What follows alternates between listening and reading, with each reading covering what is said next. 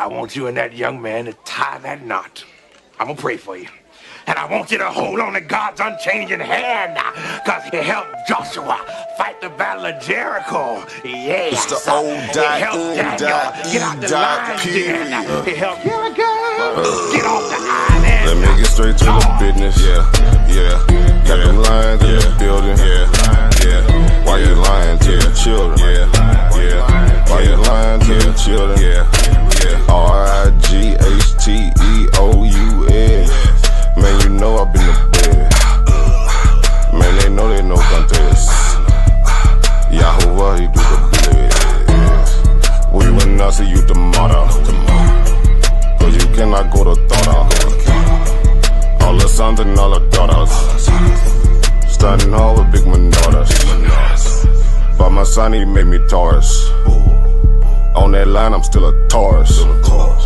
Karate kicking Chuck Norris, 4-5 on my waist. If he started, will not hesitate to get retarded.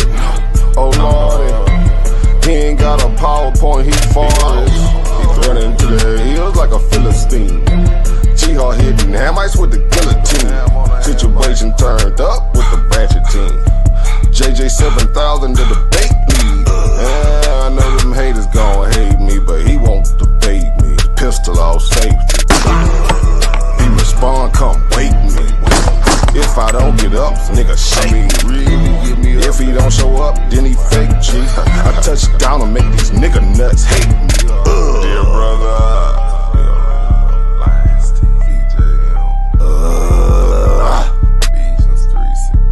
ballin' and crawling all the way from H-time. Let me get straight to the business. Man, them lions in the building. Why you lying to them children? Why you lying to them children? You gon' cry, you gon' get it. Me, I'm like a frog, nigga, ribbit. Of course, it's in the spirit. I just got the Porsche, she can steer it. Mito got the raw, Shaq and Willie. Lamborghini doors, you better not spill it. Mama's high, say I'm more than just a villain. Mama's cry, arms open wide for her children. Suicide, immortalized as the realest, yeah. Death by cop, black suicide.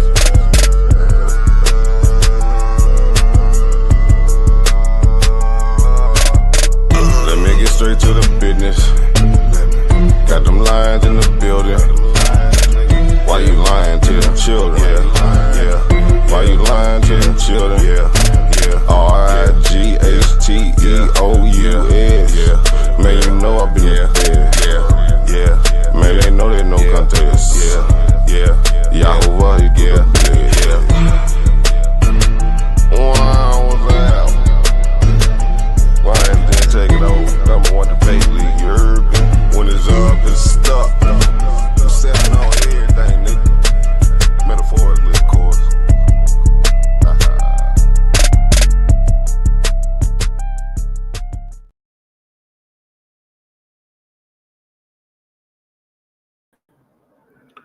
Peace. That's the Mad Scientist. You know, you can check me out on my Facebook, Eric Trueheart. On my YouTube, Eric the Mad Scientist. On my TikTok, Eric the Mad Scientist. And on my Instagram, Trueheart30. Now, I'll be talking about dangerous leaders in our community. This section is going to be about, this conversation is going to be about more like cult leaders and stuff, right? We're going to break down what it means. They also got new words for it. They got rules for it. Just the same as you have like a serial killer, they have rules that determine this is a serial killer and this is a person that kills people. So we're going to break this stuff down. I'm gonna go into the origin of the first ones that brought it into our people, and I'll show one modern person because let's be for real, the people who are doing it now are just regurgitating a lot of the stuff that was brought to us by leaders before them. There's not too many people who's teaching new stuff. They're just regurgitating it and they're acting like they created it. All right, so let's get to it.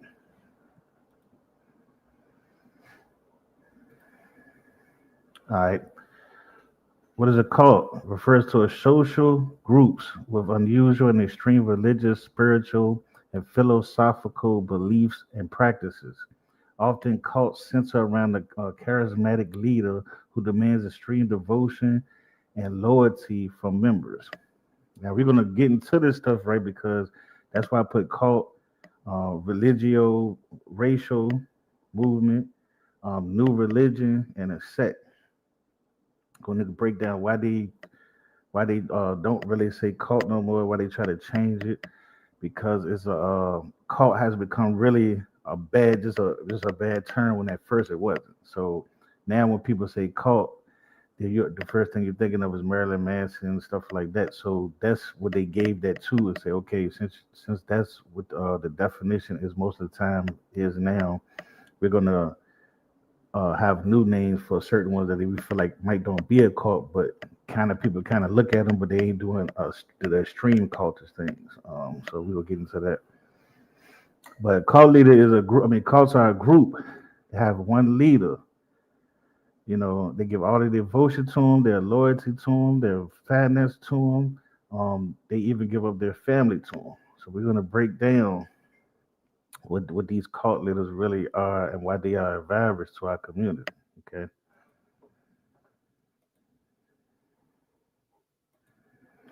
First, we're gonna get into religio racial movement. Let me see why this thing man moves. Okay, I'm gonna do this. Religio racial movement. Okay, according to Dr. Judith Weisenfield, a professor of religion in Princeton University, the term religio racial describes movements in the early 20th century whose members believed that understanding black people's true racial history and identity revealed their correct and divinely ordained religious orientation. So, what they're talking about and what I'm gonna be talking about, a lot of these groups that came out, because if you see that a lot of these people that's regurgitated, there's a lot of these groups that came out in the 20s, right? From the 1900s to like the 1930s. A lot of these groups came out. So what this religio racial is describing is a people who put race and religion together. Who's saying you can't have one without the other? Who's saying the only way you can determine these people if you put these race of people towards it. You see what I'm saying? And you combine them together.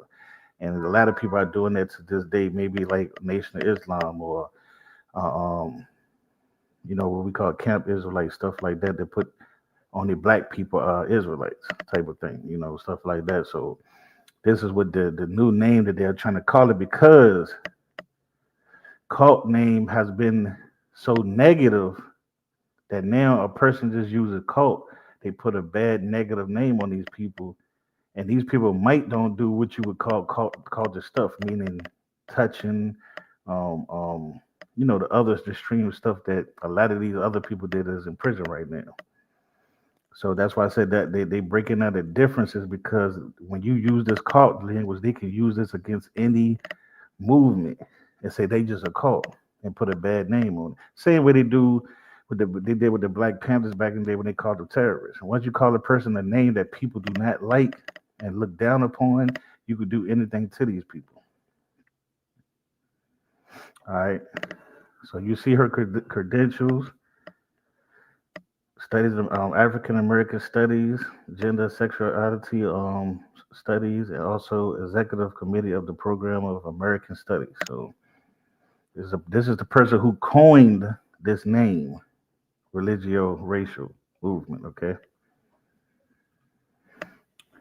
In her book New World of Coming: Black Religion and Racial Identity During the Great Migration, Weisenfield focused on the following groups as example of religio racial movements: the Moorish Science Temple of America, the Nation of Islam, Father Divine's Peace Mission Movement, Ethiopian Hebrew congregations.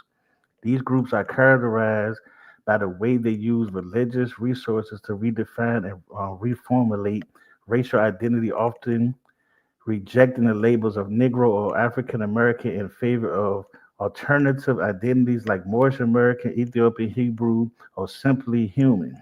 They believe that these new identities were essential to their religious and racial understanding of themselves and their communities. So again, this is her book, New World coming just in case y'all want to check out her book, and she breaking down why she coined this name religio racial movement, talking about the different groups, and a lot of these groups came in, like I said, the 1920s, 1930s, 1900s. Okay, so that way you can get more of an understanding of why she said these things. Okay, then we have the new religious movement. This term, new religious movement, was coined by scholars of religion like Elaine Baker and Gordon Milton in the late 20th century as an alternative to the terms cult and sect, which had become pejorative. They sought a more neutral and objective way to analyze these emerging religious groups. Because in a certain time, what they're saying is, again, like I was saying, they start using cults and sect in a certain way to just down anybody who wasn't teaching the norm. Because we gonna break down what a sect is too, but the cults they use these words specifically for people who was coming out with new teachings and saying that it's a cult. And that's what a lot of people do to this day. They see a group of people and they're not teaching in a Christian form way or a Muslim form of way, and they have a leader that's teaching it, they will automatically say it's a cult. Now, do some of them turn into cults, or some of them have been cults that's just undercover? Of course, you see what I'm saying. So that's why we I'm getting to the definitions of what they are, and then we will get into the symptoms of what makes this cult leader a cult leader, not just to regular people, but to law enforcement, to other religious organizations. Okay, so Elaine Baker and Jordan Milton, they are the people who coined this new religious movement. The only reason I want to say that because they said a lot of scholars are not using the cult like they used to. They're trying to use other names because how negative the cult has been. Because cult back in the day in like the Greeks time was just like more like secret societies, things like that. So I mean, even though it's things that some of us still look at as like, you know, taboo and kind of crazy, but um all right, now let's go to a sect. A sect is a group with distinctive religious, political, and philosophical beliefs.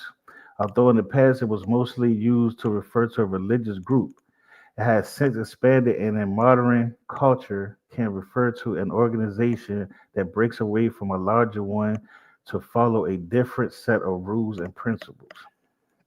So a sect is a little bit different to call. Like a cult, right?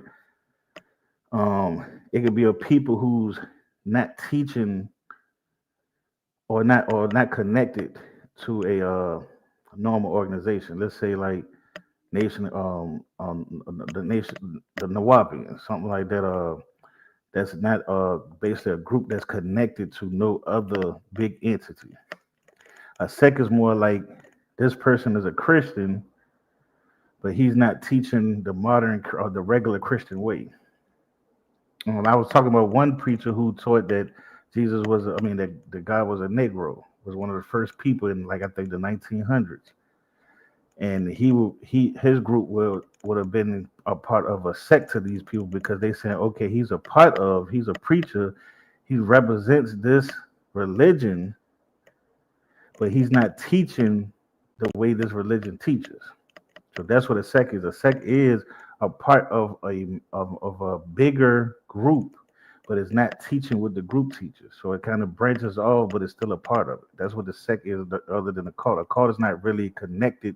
Don't have to be connected to any religious big organization. Okay. A cult leader is a charismatic and controlling head of a group, often a religion, quasi-religious organization that exhibits extreme devotion to a person or a set of beliefs. These leaders often use manipulative and cohesive tactics to control their followers, who are often isolated from the outside world. They frequently represent themselves as having unique insights or special powers and demand unquestioning obedience from their followers. Okay, So we starting to get it with a cult leader. Now, charismatic, that doesn't really. There's a lot of leaders. I think for you to be a leader, you have to be charismatic. Okay, but when it started getting to the controlling, when it started getting to the manipulating, you see what I'm saying, and doing tactics to where you're telling these people, "Oh, I came from outer space. I'm the angel Michael," or I'm God. I created the universe. I'm back. I came down to earth to talk to you. You know, when you start doing, when they start doing this stuff, this is when it's becoming to where they're becoming a cult leader because their psychology is off. They have a mental issue. That's where the mental issue comes in. Okay, it's called the God. I call it the God complex. That's what they call it. And they try to make the followers believe this.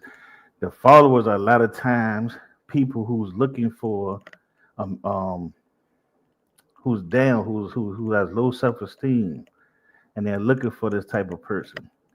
You know what I'm saying? Because a lot of them grew up in maybe in religious where they was always told that somebody's coming to save them, something like that. Now they see a man that's saying he's that person or he is coming to save them, and you know, and they start believing it. But these people are just cons. These people want other. They don't want your faith from you. They don't want your loyalty. They want your money. They want your mind. They want your body. They want to destroy you. You see what I'm saying? They don't care nothing about you. So I mean, anybody that's into this, or any of these, or anybody into this, please talk to them, get them to understand, break these things to them. Maybe you can get them out because it's damn near like hypnotizing when you're dealing with these people. You see that this thing is it's 2025 and it's still going on. We're talking about this thing was created that they didn't really know of in the 1900s. So this thing been going on for a long, long, long, long time. You know what I'm saying? And it's still, and people are still falling for this stuff. And it's getting worse now because you have social media. You don't have just a person that just going around talking and getting a crew. They damn near got followers that they ain't even never seen before. That looks at them as a cult leader. Okay, dangerous cult leaders. Joe Navarro, psychology today.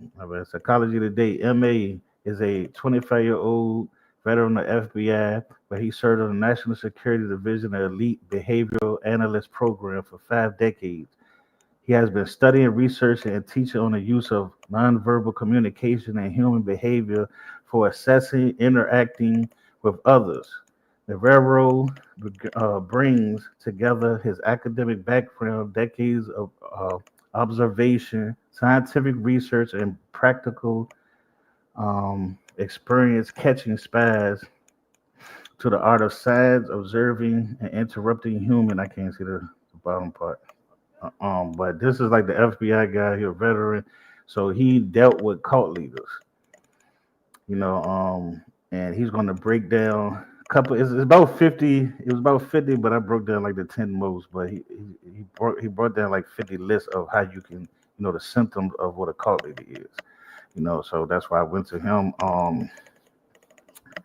He dealt with a lot of these big cult leaders and observed them, and they do a lot of analytics and stuff like that, comparing them together, what's similar to them, how they control people, um, their characteristics, their psychology.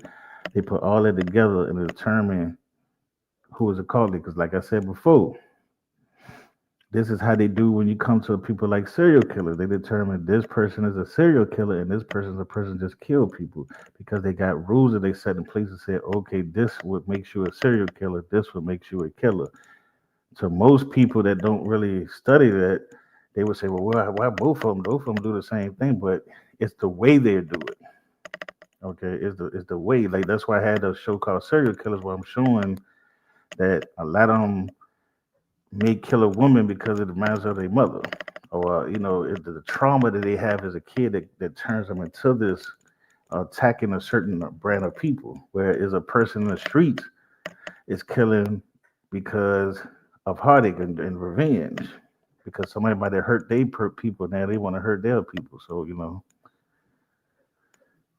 all right, this is the 10. I hope I can read. I don't know if I can read the bottom part. I don't know what it's 10 so big. All right, but he has a grandiose idea of who he is and what he can achieve. Is preoccupied with fantasies of unlimited success, power, or brilliance. The man's blind, unquestioned obedience requires excessive admiration from followers and outsiders. Has a sense of entitlement, expecting to be treated as a special at all times. Exploiting exploits others by asking for their money and that of relatives, putting others at financial risk. Is arrogant and haughty in his behavior or attitude. Has an exaggerated sense of power and entitlement that allows him to bend rules and break laws. Take sexual advantage of members of a sect or cult. Sex is a required of adults and sub-adults as part of a ritual. Okay,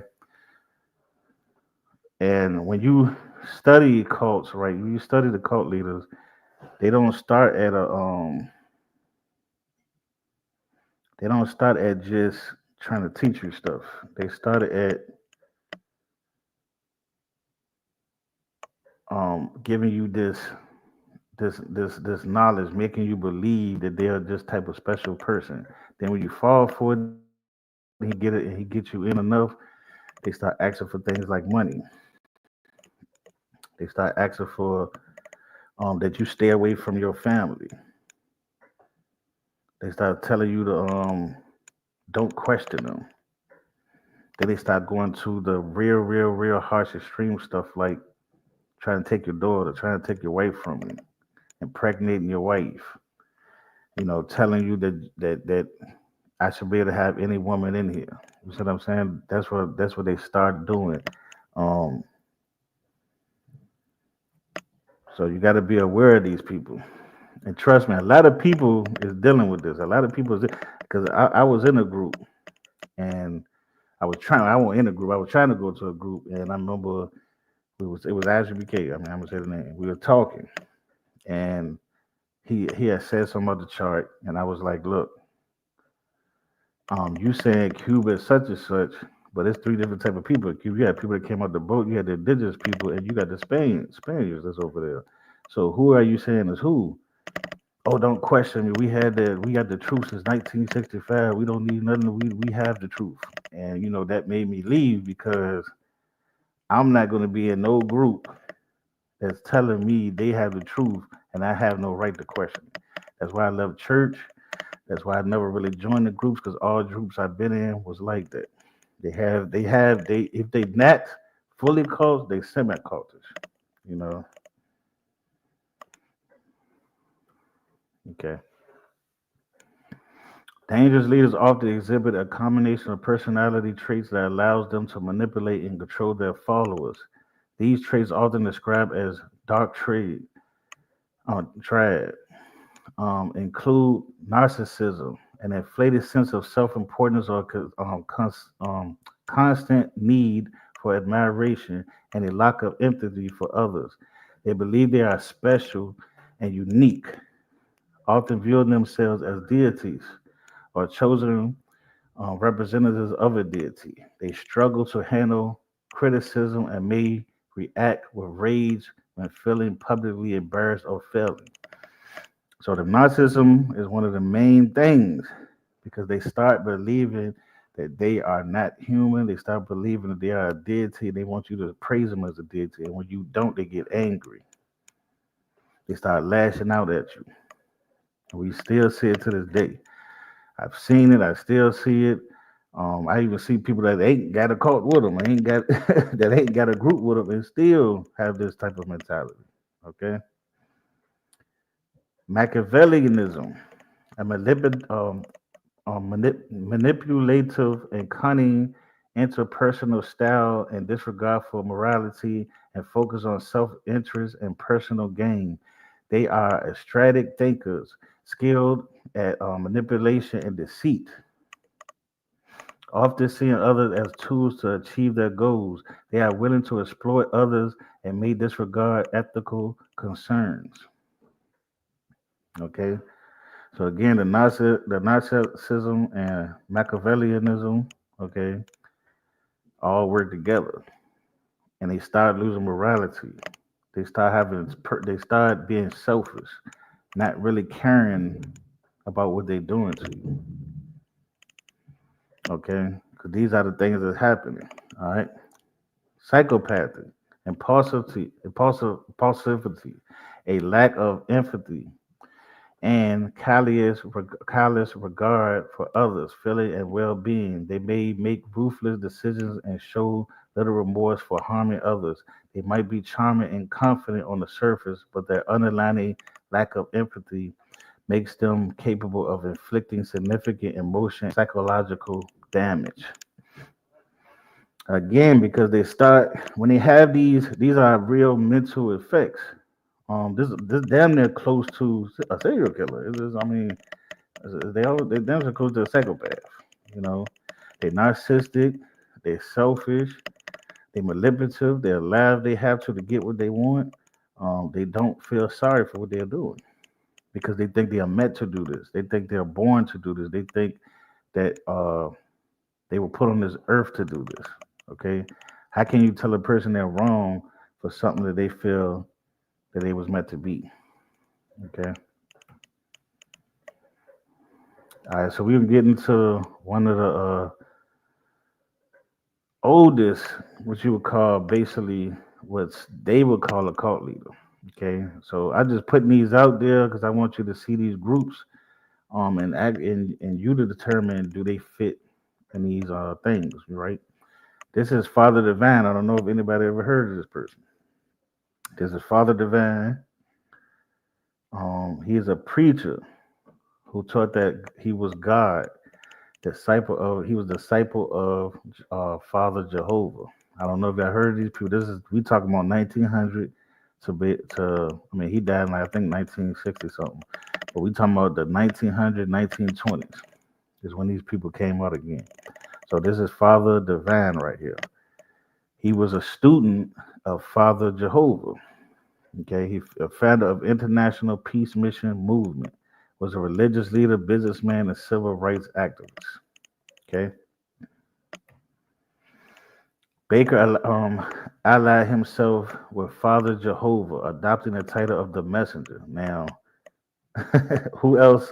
Who else do you know calls themselves the Messenger of Allah? Just think about it. And it was around this time now. Baker allied himself with the Father Jehovah, adopting the title of the Messenger. Jehovah's group believed they could embody God by practicing pure religious beliefs. Baker was renowned for his powerful sermons and charismatic presence. In 1912, Baker left Father Jehovah and declared that he was the only true expression of God's Spirit, taking the name Father Major Jealous Divine. He spent 5 years in the South as a circuit evangelist, calling himself Messenger of God. At one point, he was judged insane and confined. He was also a victim of mob violence and claimed to have narrowly escaped lynching. Baker's followers were held to strict behavioral standards, including temperance, reunification of family ties, and celibacy. Father Divine married by characterized the union as spiritual rather than physical. So again, what is one of the symptoms that he did?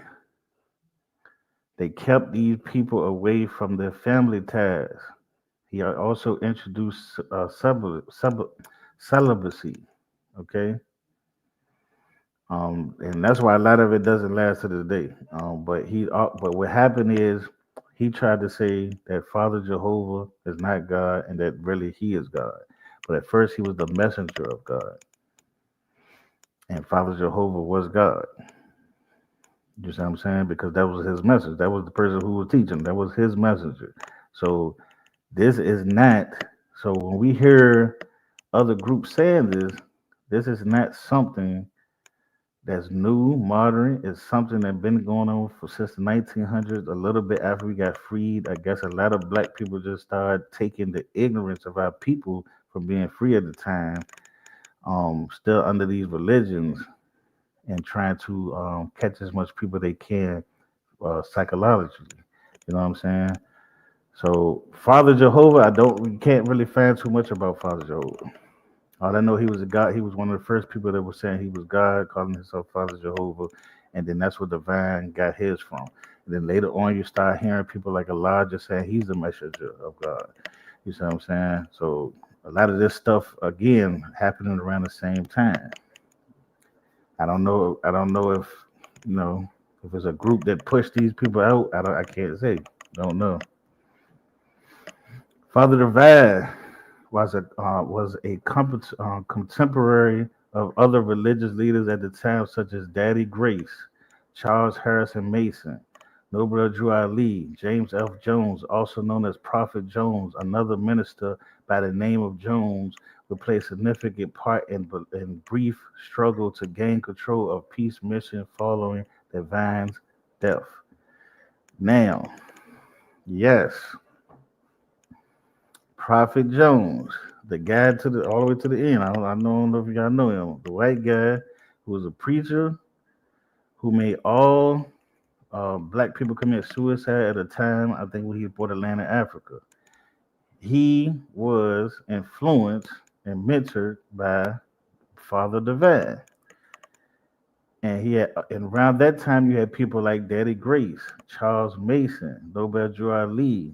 Okay, these are all the people that was around this time when Father Divine was coming around saying that he was God. And then you had Elijah coming a little bit after saying that he was the messenger of God.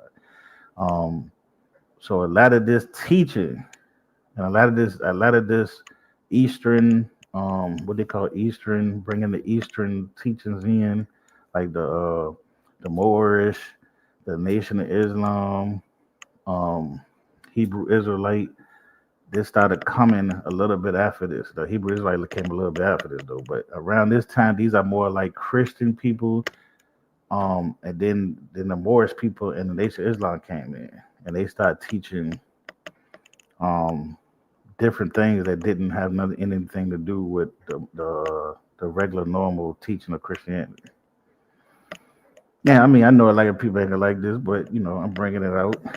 Um, you can determine, like I said, I ain't determine who is bad, who is good. I'm just bringing these people out, but I'm saying if they have these symptoms, if they pushing false information, if they was claiming that they was a deity and claiming that they was more than what they are, to me, I think there was a danger to the community because they died. They went to prison. They're not. One of them not even here no more. And then you got people who come right up after them is teaching the same thing. They're saying the same thing. They're saying they God. They're saying that they the most high. That and people believe in this stuff because they don't want to believe in the real creator. They're believing anything else. They believe in a pig. They believe in even the sun. They believe in anything that don't have to do with the Most High. All right.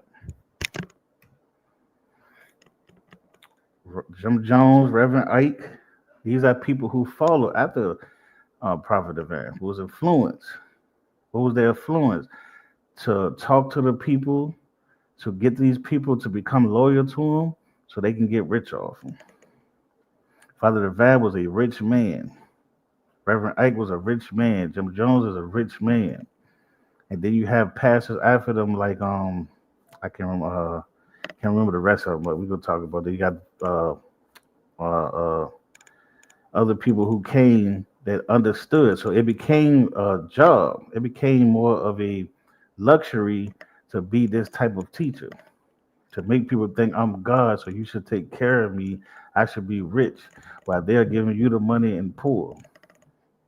We talk about the churches who do the same thing, but there's people outside the churches that was doing the same thing. It's people in the black in what you call Kemetic movement that was doing the same thing. The Pan African movement, the Hebrew Israel, is people in all these groups that have this same mind concept of they should live luxury, while their followers are not. Okay. Jones' last trip to Peace Mission in 1971 ended badly when he made a direct play to take over leadership of the Vines movement, even going after, according to Raven, as to claim that he was Father Divine in a new body, and Mother Divine formally rebuked him in a temple. Uh, with Jones was forced out of the Peace Mission lodging in the middle of the following night. There are conflicting rumors as to the direct cause of the final rupture, and they never were allowed back. Now, the reason I laugh, right, because I heard a story of the Elijah Muhammad thing, right? Of Farad was actually, I don't know if anybody ever heard of it, Commission gave me this information. We were talking about that Farad was actually in, where we know Farad was actually in the Moorish Science Temple. And then when Nobel Ali died, he claimed that he was Nobel Ali reincarnated. So that's why I left, because this thing, the van, the Father the Van in the nation Islam, this thing is so similar. He's calling himself the messenger of God. Elijah calling himself the messenger of God. You got a Father Allah. You got Farad that's supposed to be Allah in human form. You got a man that waited for somebody to die, say he the reincarnation. You got another man that's doing the same thing. So I'm just saying, and a lot of these people faded off. People don't know where their bodies at. They don't know when they died. They just disappeared. So were they agents? Were they people who was put in to cause the confusion? Were there these people that put in to cause conflict and attack the Most High? I don't know, and keep people based on, keep people distracted. I don't know. You know what I mean? Because it's just a coincidence. All these people came around the same time. Like I said, a lot of people ain't gonna like it because I know a lot of people follow these people. A lot of people's in this stuff, but I'm not in none of this stuff. I don't follow nothing. I don't follow no one. I follow the Most High. That's why I tell y'all, I don't follow nothing. I don't follow no group. I'm not in no group. You know what I'm saying? Because I'm not willing to let nobody control me of how I should think and what I should think and what I should say. All right. Of course, these are other people who came after. No, Father Divine. You had Noble Joel Lee, or he was before. He was around about the same time that you had Elijah. Then you had Yahweh Ben Yahweh. You had Doctor York. Again, I'm gonna let you determine was these people cult leaders, but I'm gonna tell you the two at the bottom of what they were convicted for, the things that the way they did and the things you heard. I would say they was more a cult leader from the rules of what the cult leader is. Elijah, you heard the rumors, you heard the stuff he was doing. So I mean, he could have been a cult leader, but they didn't really get him like they did the other two at the bottom. Robert Joy Lee, I mean, most I've heard is more of basically lying. Lying about his name, where he come from, the regular stuff most of them do. But I haven't really heard too much about um, the other stuff that comes with the cult leadership. I don't know, what I mean. I haven't really heard too much about that. But the other three I kind of heard. So I mean, you can go back and really take the rules and look at these people, determine are these people considered a cult leader, or was there a new movement? I mean, real religious or racial movement, which was they was part of that. Was they a sect? Was they just a new religion that came out and people got scared of them and tried to put bad names on them? That's what you determine. All right. Anti-Defamation League. So we will go to hold on. All right. We can go to the Black Hebrew Israelites, right? This is not to tear them down. I'm just going through every single thing. I broke down what a cult leader is. I broke down what a cult is. I broke down what a religion is. Okay, so we just determined what is what. Now they consider a black Hebrew Israelite more of a sect. Now, why do they consider them a sect? Because they say all black Hebrew Israelites do not teach this, and they are part of a bigger brand of Hebrew Israelite. They are not the original. These teachings are not the original. You had people like the Ten Commandment keepers. You had people like that before these people. So they are a sect, a branch of an older group. Okay. All right.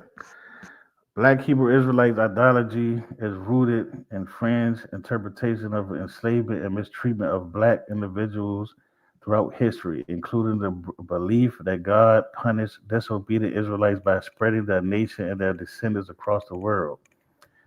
While BHI holds white people responsible for the slave trade, some teachings place importance on the actions of Israelites that led to their punishment and how acceptance of the ideology will put them back into God's good graces. American slaves found commonality with the biblical enslavement of Israelites and considered themselves descendants of tortured people.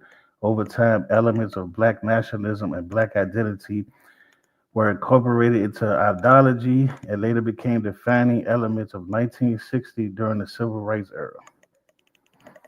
Okay, now, like I said, I don't went to the schools, I don't listen to Black Hebrew. I mean, these one of the people that brought me into this stuff, you know what I mean? So, um, so I understand a lot of the stuff they saying. A lot of these groups at that time was teaching what you call black nationalism using religion, mixing with a little bit of white black supremacy. You know what I'm saying? That's what they was teaching, and they use religion to teach it. Am I saying it's not real? Am I saying that none of these people what they are talking about is not real? No, that's not what I'm saying.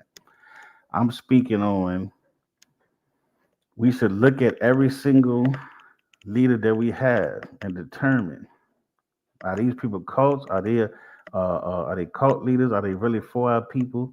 I don't care who don't like what I say. It doesn't matter to me. And ain't gonna stop me saying what I'm saying. So that don't mean nothing to me. You know, a person might don't like it, they don't like it. I'm a person, I question everything. I'm not gonna look at nothing blind. If you do, that's on you. Frank S. Cherry was an American man who was the founder and leader of one of the early Black Hebrew Israelites groups in the United States. Little is known about Cherry's early and adult life, other than that he was born in the southern United States. He did not go to school, but educated himself in both Hebrew and Yiddish and worked as a sailor, during which he claimed to have been declared a prophet. He was a third degree Scottish Rite Mason and member of the Big Brothers organization. Cherry claimed to have envisioned that African Americans are descendants of ancient Israelites. Okay. Now I did throw this Mason thing in there. You're damn right. I always throw Mason stuff in there because I've been studying this stuff and I understand and I see. Am I saying all Masons are bad? No, but I damn sure see that Masonry has a lot to do with the stuff that was bad when it comes to certain things. Um, Even up to, I mean, a lot of these people that we looked up to were Masons. So it matters what you look at as Masons as. Like I said, I'm not a person. I'm a researcher. So what I'm doing is giving you the information so you can determine. I'm not a person that pushes. See, a lot of these people push because they are followers. They're followers of these groups. They're followers of these leaders. So they want to push and make you believe something. I'm not making you believe anything. I'm showing you. You see what I'm saying? That's a difference between me and other people.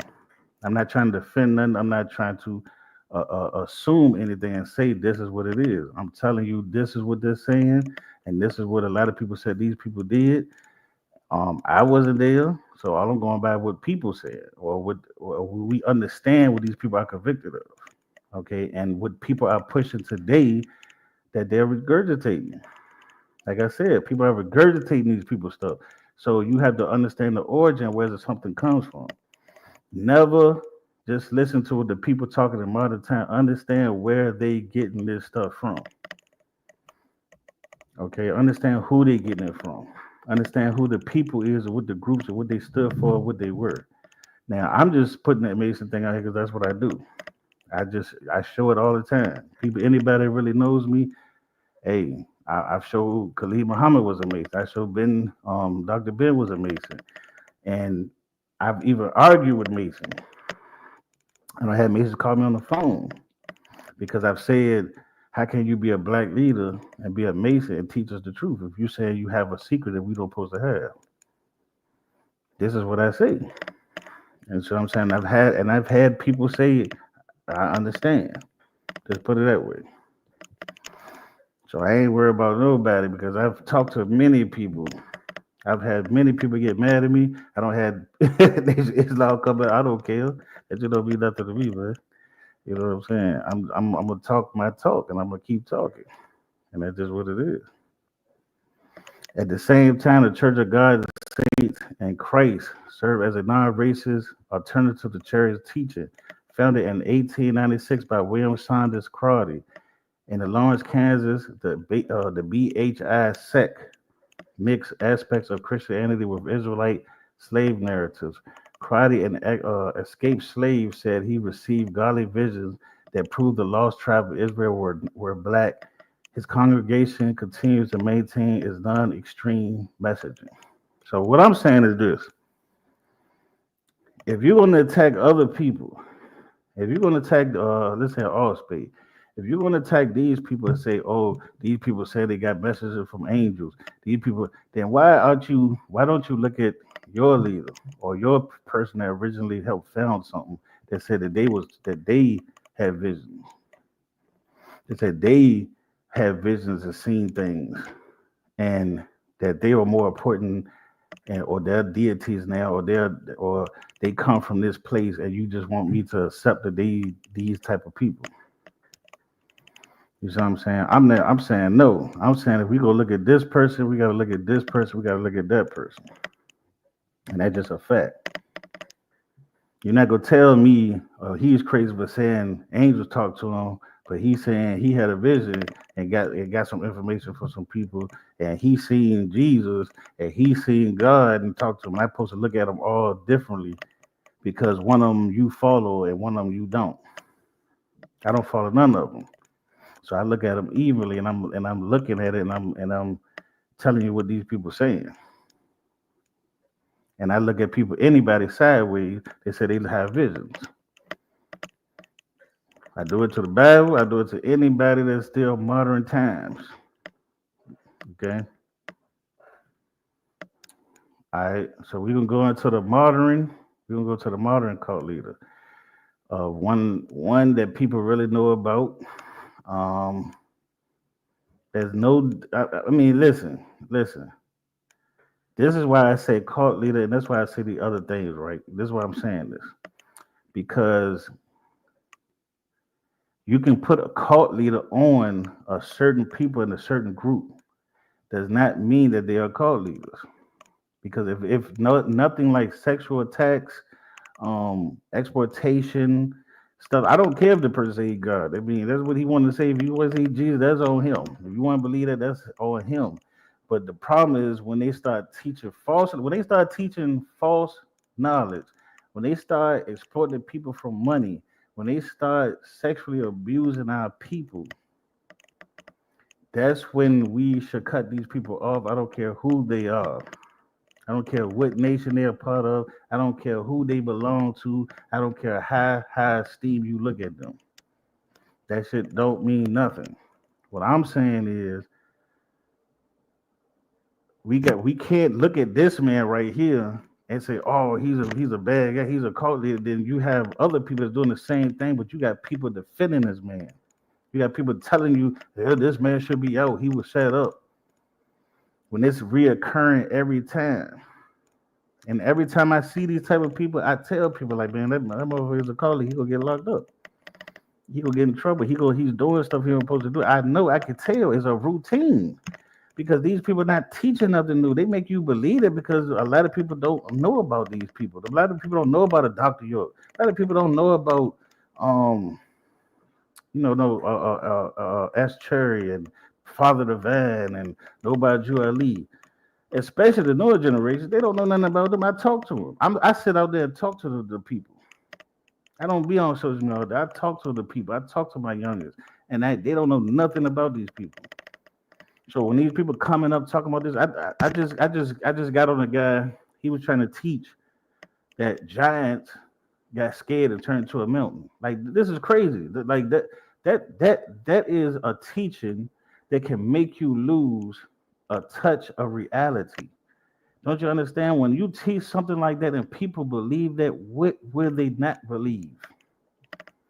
And this what people not understanding. So when people come out here and teach us, so I had to teach them where that it's called the terrified. I think it's called the terrified giant. I had to show them where it came from. It came from a fake archaeologist who created a fake giant, and they've been teaching, and it been pushed after that. He didn't even put it in no damn mountain or nothing. He put it in the ground, but somehow is a teacher now that giants got so scared they turned into a mountain.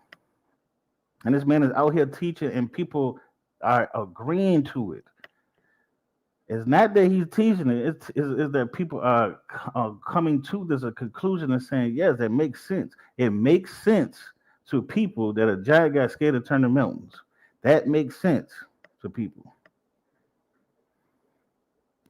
It makes sense that they, I mean, it's just I don't want to talk about everything, you know what I mean, but I'm just saying it's the stuff they talking about. Like I deal with the cloning thing. They talking about it's a machine that clone people. I had to show them that they don't have this stuff. You're making these people more powerful than they is. You're letting these people teach you stuff, and most of these people are not teachers because they don't know anything. I've been in the game a long, long, long time. I became a student. I was taught other people. I went under people. I did talk to leaders. I talked to elders. I talked to my real elders, my uncles who was 100 years old, who taught me stuff. I sat down with them. I learned from them. I learned from old school Israelite teachers. I learned from all type of people. Man, I've even learned from Masons that told me to stay away from it. So when I talk about stuff, I'm not talking about stuff because I don't know. It's just that simple. All right. He often claimed to be a Messiah and referred himself as God and Master Teacher. What is carbonation? Originally called melanation.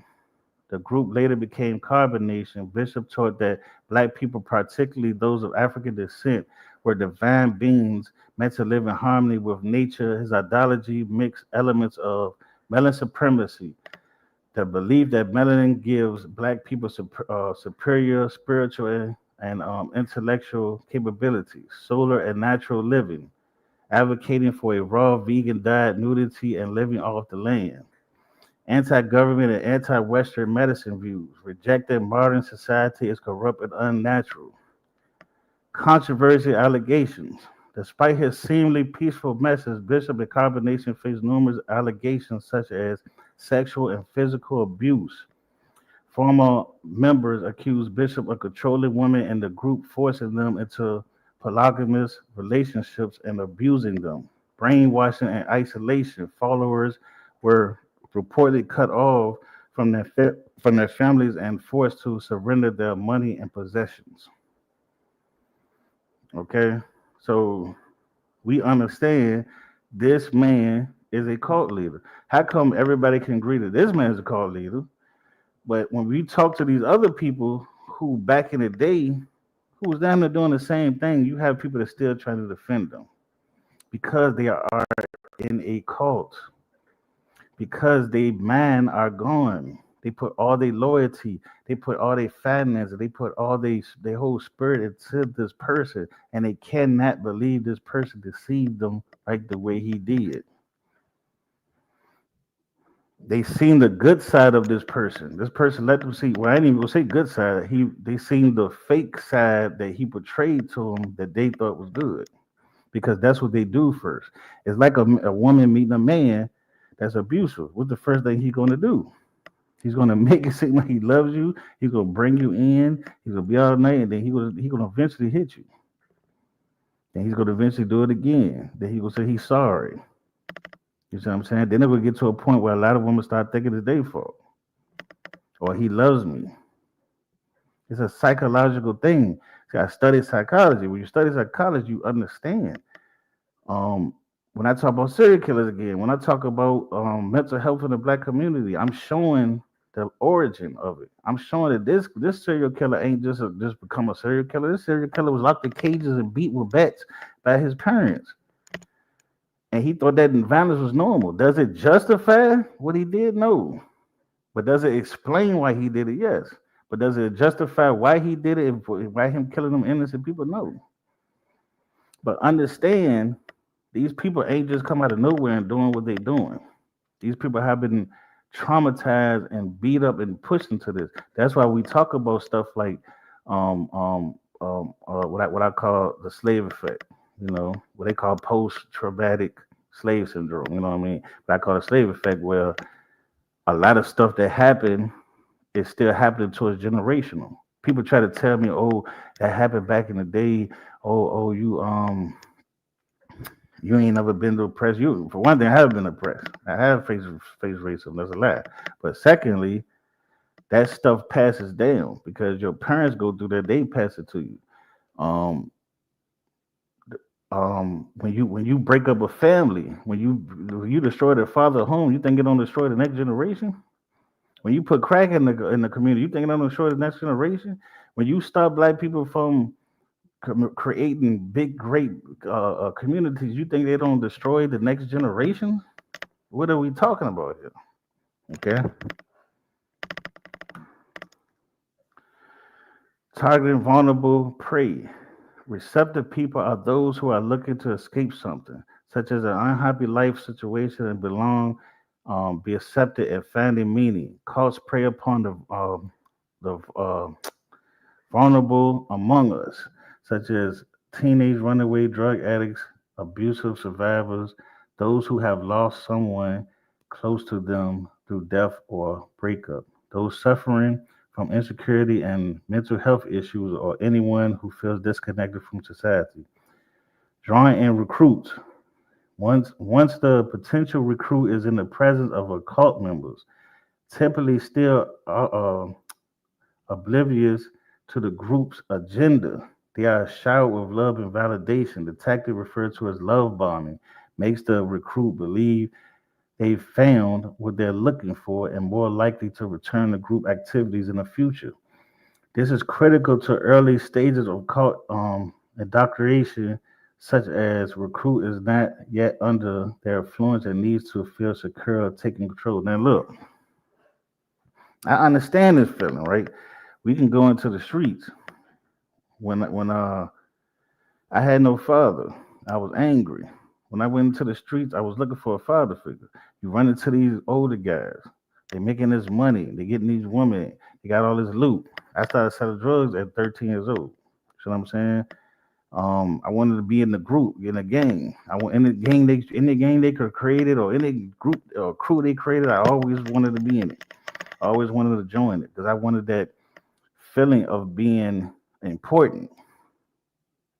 It's not that I wanted to be the toughest gangster in my era around my way, not just because I wanted to be the top gangster. I wanted to be loved. And at that time I didn't know what love was. I thought love was fear. I thought love was violence. I thought love was doing anything for the hood. And I understand when I got older that's not what that is. So that's why I teach my son. I be in my make sure I'm in my son's life. You know, a lot of these men want to blame women for a lot of the problems that the youth is going through. But where are you at? Where is the man at? You see what I'm saying? My son don't do. My son has graduated. My son ain't been in trouble. My son ain't on drugs. My son working. I'm teaching my son to drive now. So when they say the father doesn't mean nothing, he does. And I'm telling you from experience, from not having a father. Okay. So what I'm saying is, when you go through this traumatic stuff, when you go through death, when you go through a lot of stuff, you're looking for anybody could take it away. And not anybody, anything. Sometimes people go to drugs. Some people go to cults or groups. So when I seen these groups, like the first time I seen the Hebrew Israelites, they wasn't talking religious. They was talking about, oh, you black people, you're going through this, you're cursed by God. We need to come back to God. The slave trade, it sounded so good because it was like it was something I was looking for. It was something to get justified why I was going through what I was going through. When I found it and I started talking to these people, I understand it was not what I thought it was. Like they always say, never meet the person you look up to. Never meet never meet the rapper you look up to or the artist you look up to. Because when you meet these people that you put up on a pedestal, you're going to realize they just humans. Okay. As they indoctrinated new members, many caught separated from their families, friends, and jobs, slowly remaking their identities to suit the group. They may force recruits to surrender their money, belongings, and bodies to the cult's leader and other members. Sometimes they compel new members to marry people they just met.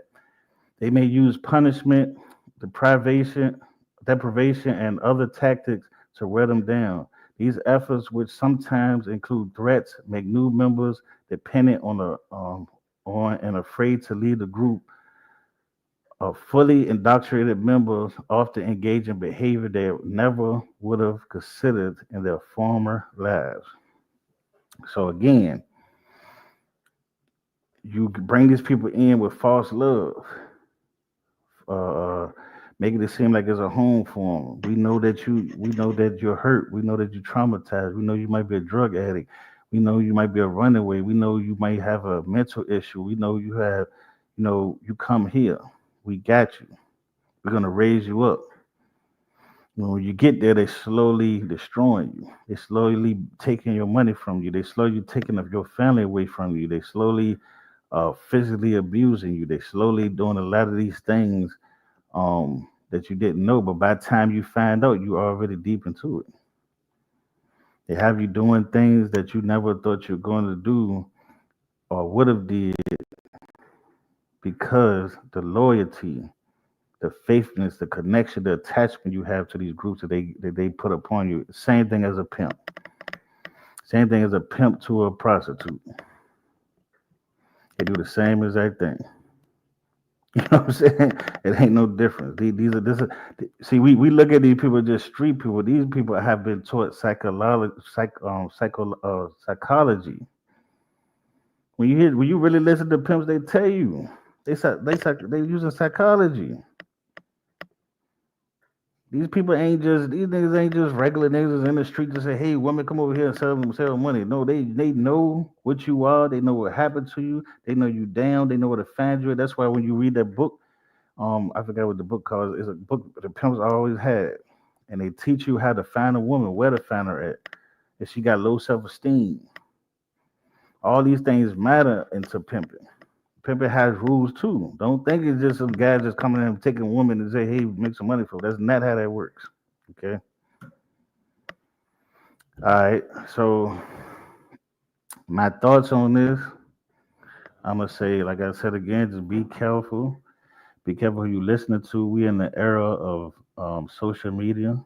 We in the era when people are pushing um, extreme knowledge without no sources, without no well, I ain't even gonna say so, without no real information, without no proof. Um, it's real dangerous again because of social media.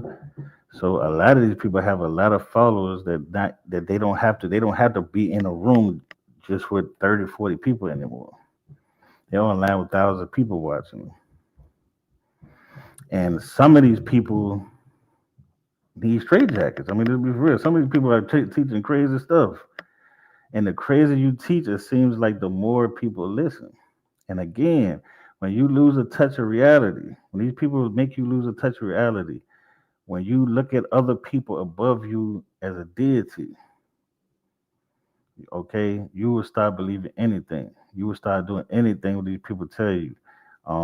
I've got to a point, man, where I mean, I was almost there. I got to a point where I was believing a lot of that crazy stuff. I was believing trees could walk. I mean, because it just started sounding. So I call it sound good doctrine. It started sounding so good. It just sounded good. It made you feel like you knew some stuff other people didn't know. You know what I'm saying? And what happens is it makes you lose a touch of reality, man. It makes you start just, but it got to a point I didn't know what was real and what was fake. I got family, I got people out here right now that I'm trying to bring back to reality. That's telling me we live in a computer.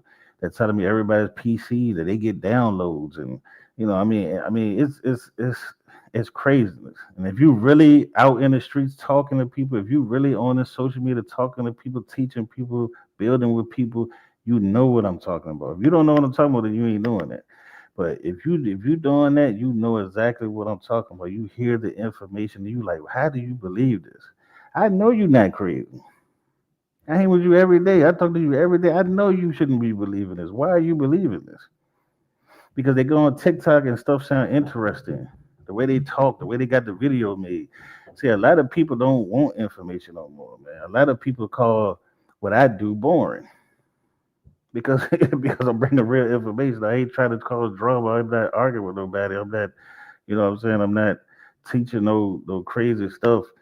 You know what I'm saying? I'm trying to be as real as I can with the stuff. You know what I'm saying? So, and a lot of people will call me boring, but hey, call me boring. Just know that I lifted up a lot of people, man. I teach a lot of people. A lot of people depend on my teaching.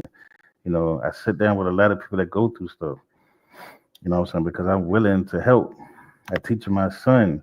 That's all that matters. I care about the people who want to listen. I don't care about the people who don't want to listen because I ain't trying to be bigger than I'm not trying to be bigger than anybody. I'm a person who came from the street just like anybody else. I'm a person who was trying to find my way. I'm a person who studied, who taught, who was a student under many people because I believe that you can't be no teacher without being a student. You know, I studied. Anything I really really talk about. I've been studying for at least 20 years. Bible, psychology, cloning. A lot of stuff. It's just stuff I've been. I can. That's why I always show posts from I did in 2012, 11, because I've been talking about this stuff. This ain't nothing new. But if anybody want to come on, they come on now. If anybody want to come on and talk real quick, Bill. I'm not gonna stay on too long. I gotta work, but thank Karima for South United States. Thank Karima for letting me come on. I haven't been on here a long time. I enjoy the Lions Den, just like coming back home. You know what I mean? And I'm gonna be back. I'm gonna be teaching more. I just been on the low, kind of trying to build my own platform stuff up. Um, Apollo Bay, you say you want to come up here? Let me hear what you have to say.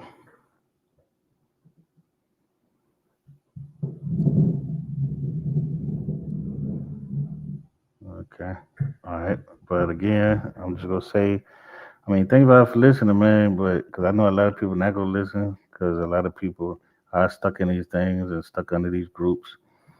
Um, I hope, I hope that when these next cult leaders come, that people can understand that who they are and get away from them, and not fall for it.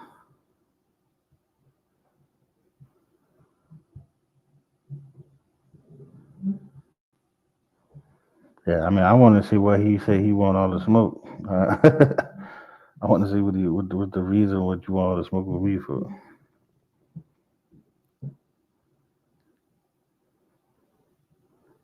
I already know this gonna touch a lot of people's nerves. I do this all the time. Trust me. Right.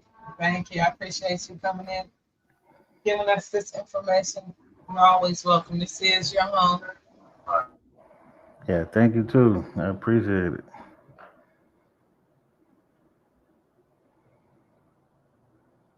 Yeah, I mean, if ain't nobody could come on, then I thought he was gonna come on. He said he was coming on. Let me ask you: have you had the experience with any type of cult group or something that you might have almost joined or know somebody that tried to join it? And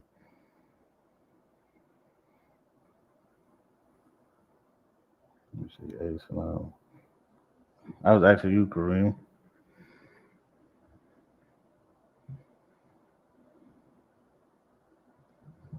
I can't hear nothing.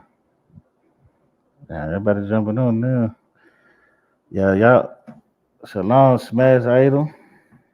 Y'all, shalom, smash idol. Yeah. Peace and digits, black man.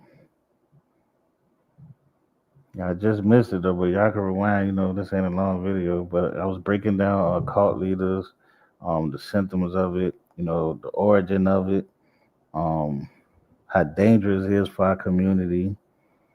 That's really it.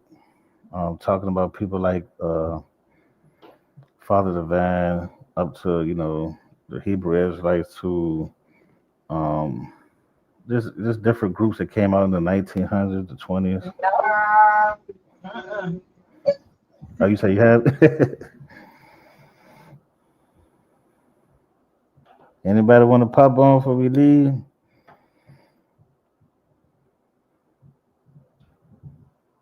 Psalms 150 forever. Yeah, you know it.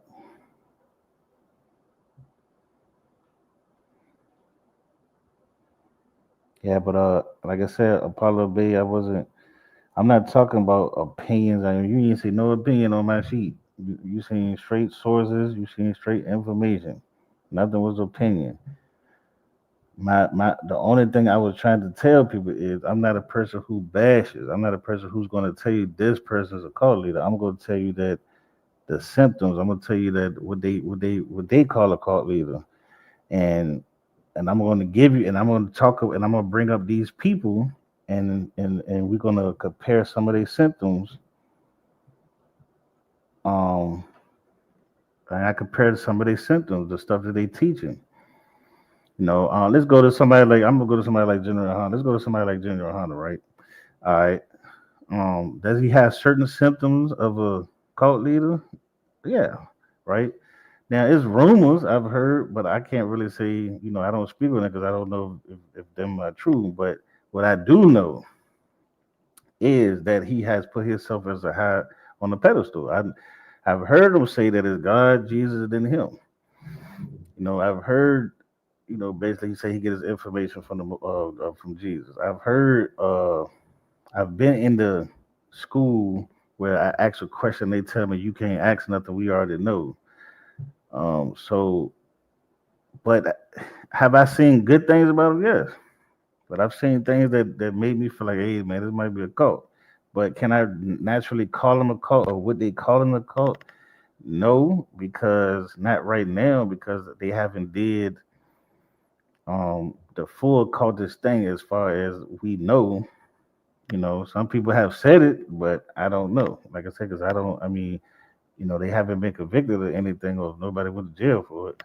So I don't really know. But when we go to somebody like Dr. York, yes, we can say that as a cult leader until you can find this person innocent.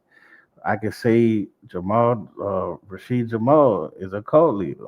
I can say Polite. Well, I mean, he was trying to be a cult leader. Nature Boy, cult leader. These are the differences of what I'm trying to explain. That's why I was explaining with Nobel Jew Ali. Can I call him a cult leader? No, I can't really call him that. But does he have semi symptoms of it? Yes, of what I've heard. You know what I mean? But I can't. He's never been locked up of that, so I don't know. But has he been accused of conning and lying and about his name? Yes. But is that enough to say that he's on the same level as a Dr. York or um a Rashad Jamal or anything like that? No. So I'm just showing the differences of why they making these new names up because cult has been put on so much people just because you're teaching something that is not in the norm. And all of a sudden, oh, this is a cult. So that's all I was just showing. Well, can you read Matthew 6, 1 through 5, fam? That's for these camps. Hold on. I read it for you. We say Matthew 6, 1 through 5. Hold on, let me get this real quick. Matthew 6, 1 through 5. Okay. Let me say the NIV. I don't, it might don't matter. Let me just read it. Let me see. It says, be careful not to practice your righteousness in front of others to be seen by them. If you do, you will have no reward for your Father in heaven. So when you give the needy, do not announce it with trumpets, and hypocrites do in the synagogues and on the streets to be honored by others. Truly, I tell you, they have received their reward in full. But when you have give to the needy, do not let your left hand know your right hand is doing, so that your giving may be in secret. Then your Father who sees what is done in secret will reward you. And when you pray, do not be like the hypocrites, for the love to pray standing in the synagogues and on the street corners to be seen by others. Truly, I tell you, they have received their reward in full. That's some good verses right there.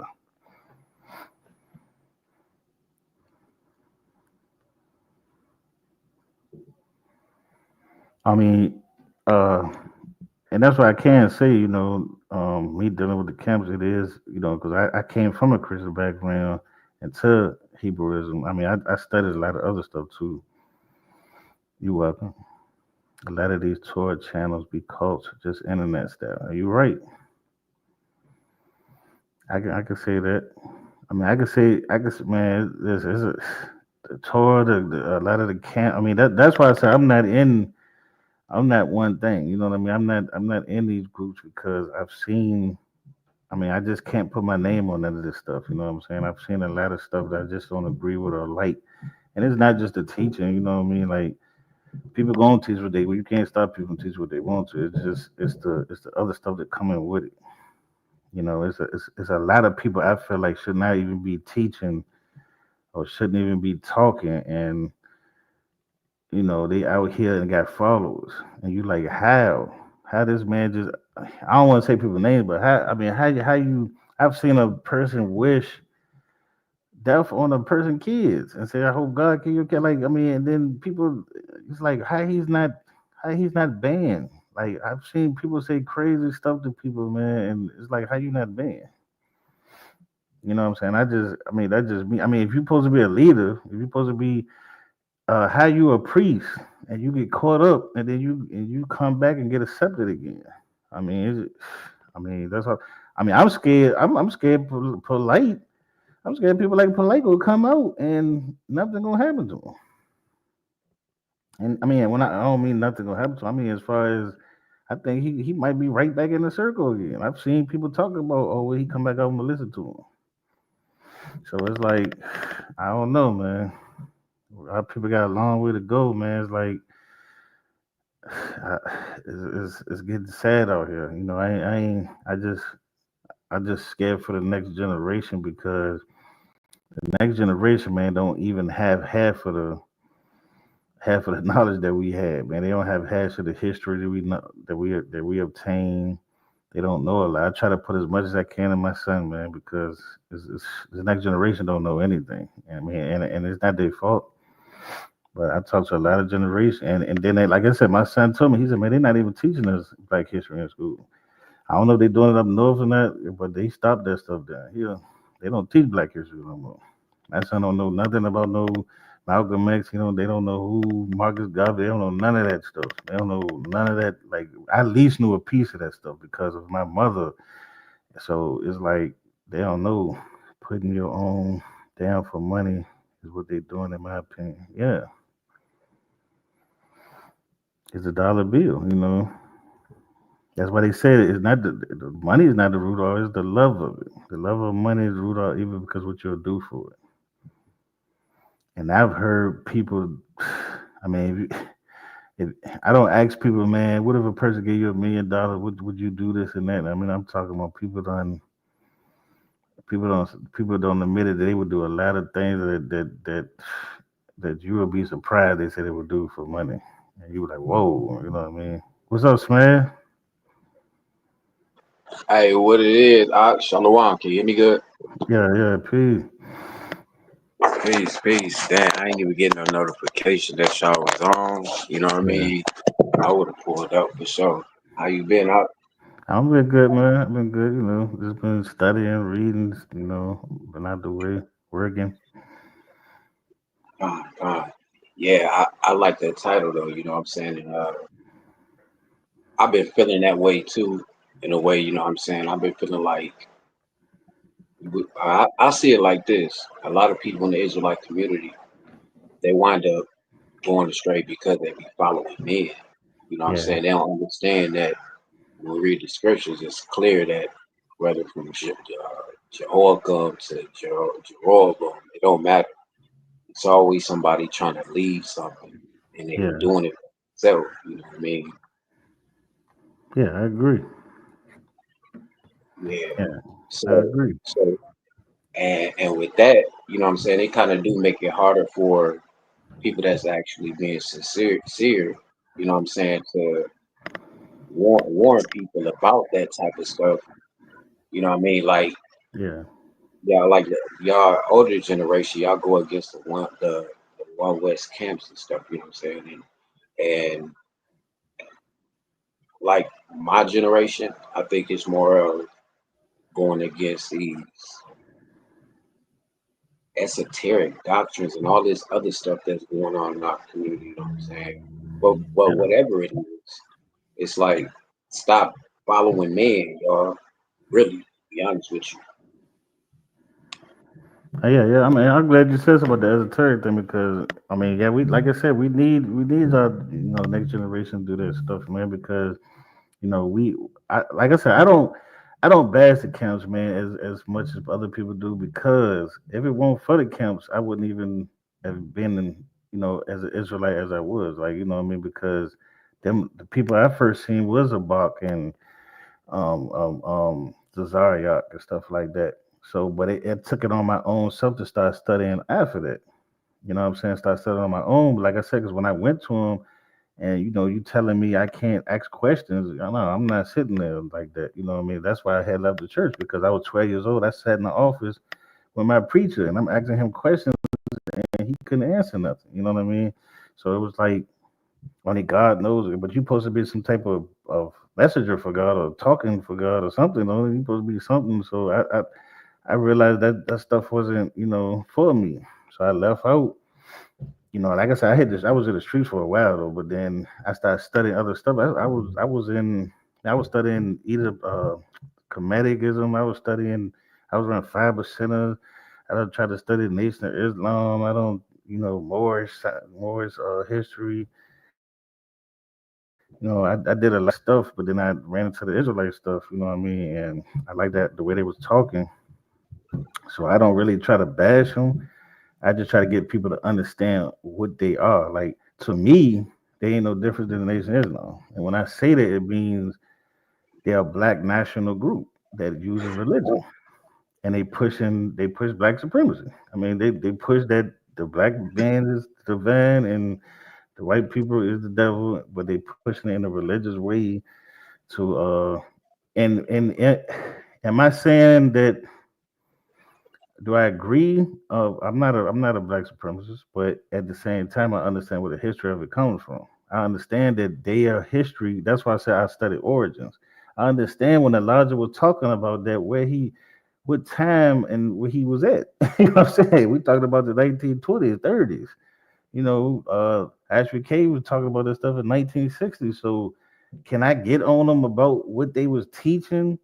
Not really, because when they was teaching it. It's now that it's 2025 and you still teaching something that's 100 years out of date. You know what I mean? That's just the problems. But other than that, I don't have a big problem with them. But I have the problem of um, I have more of a problem like what you said, the esoteric stuff. Like I understand esotericism, but it's getting to a point. Well, I ain't even gonna say it as I call it. I just call it sound good doctrine. Like I told people, man, it's this dude.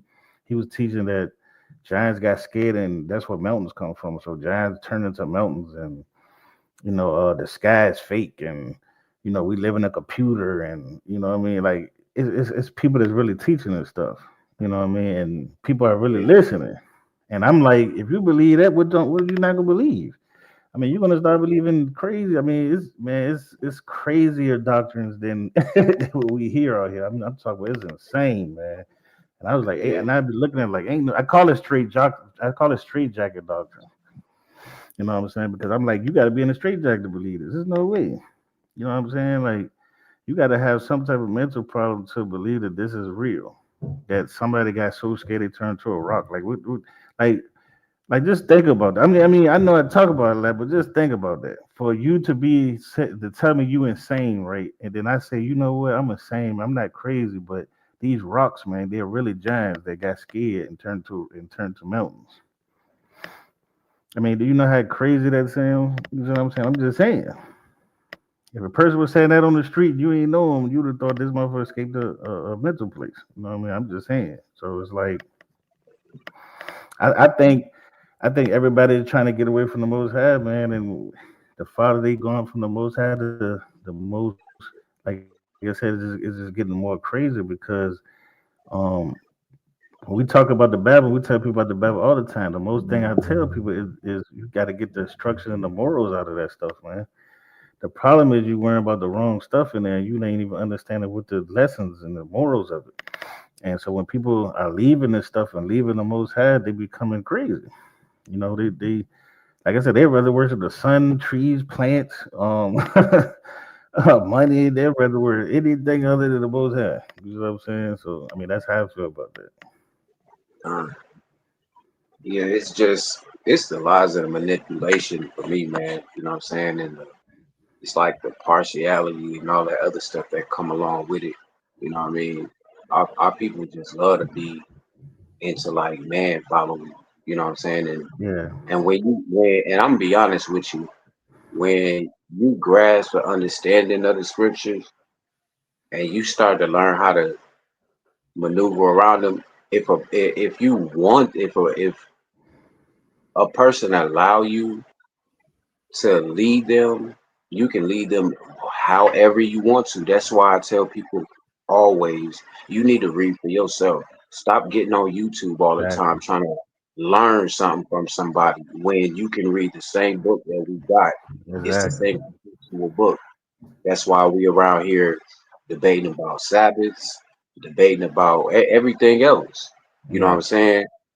When it's clear, all we got to do is just read and stop. yeah, And I like even what IBM has said about timelines are important. It's even important as far as what events happened, when they happened, and what state the nation was in at that time. You know yeah, what I mean? In order for us to get to where we need to go, we can't pick one part of a prophecy and put it somewhere that is not, you know what I'm saying, and try to a precept and precept all of that, and that, that's wrong. But yeah, it's the lies and manipulation, man. And our people just need to understand these codes. They come in all type of sectors. They ain't even gotta have the Power Ranger suits on no more. yeah, yeah. All they Exactly. gotta Nope. do is have a good thumbnail. Yep. Yeah. Yeah. People lost the, and that's why I said, like, people like me, they call us, they call people like me who trying to tell the truth, they call us boring because, the truth just don't sound as good as the false stuff they putting out there. But if you want the truth, man, you got to learn the truth. But like I tell people, I don't teach it to say, listen to what I'm saying and take it. That's why when I put this stuff up, I put the books, I put other stuff you can read, I put the information where you can get it from and read up on it. Um, and I tell people about the Bible. I don't taught people how to look at it. I always tell people, I don't teach people the Bible. I teach you how to, I open you up to it, how to look at it in a certain way, and then I tell you to read it. You know what I mean? To go understand it, read it for yourself. Don't let me tell you how to look at this. You know what I mean? You read it for yourself. Now, if you want to come back and you want to build with me, we can. You know what I'm saying? But I'm not going to. I don't have people want me to be teachers. I don't have people that want me to start a group. I mean, I don't have people that want me to do that stuff. And I don't do that, man. That's not me. You know what I'm saying? I don't. The path that I was set. You know, man. My path is to sit and build and talk to people and just open people's eyes up so they can go do it. You know what I mean? That's how I was taught. I don't have no teacher that sat there and said, this is what you learn, this is what you how you teach, this is what you do. He opened my a person opened my eyes up. And when I call a person a teacher, I don't mean it's somebody that taught me everything. A teacher to me is I could learn one thing from you and you're a teacher to me. You know what I'm saying? You don't taught me something. You don't open my eyes up to something. And once you open my eyes up to something and I understand something, I can go full blast into it. That's just that's just how I am. You know, once you open my Hey, eyes to something, I can really study it. yeah, hey, people need to understand like we all can learn from each other, Yeah, but at the same time, when it's all said and done, we should get a clear understanding from the same thing that we read it. You know what I yeah, mean? exactly. We Yeah, that's just it. Period. You know what I'm saying? Now, some yeah, people might have a more elevated understanding. That's cool, but when it comes to surface and sound doctrine, it should be the same, bro. And that even go as far as people how we act. You know what I'm saying? All of us as Israelites, we got our own style, we got our own swag, right? Cool.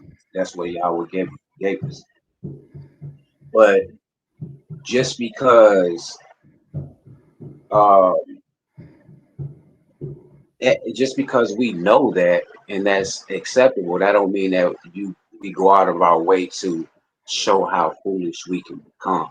Oh, you yeah, better be, you know what I'm saying? And then make the excuse, you better be glad I'm in the Torah, or I would have, or just me talking wouldn't have been, you know what I mean? yeah, It's yeah, like, and that right there, especially as, and I'm talking to Torah keepers now, I'm talking to the Torah only people at this point.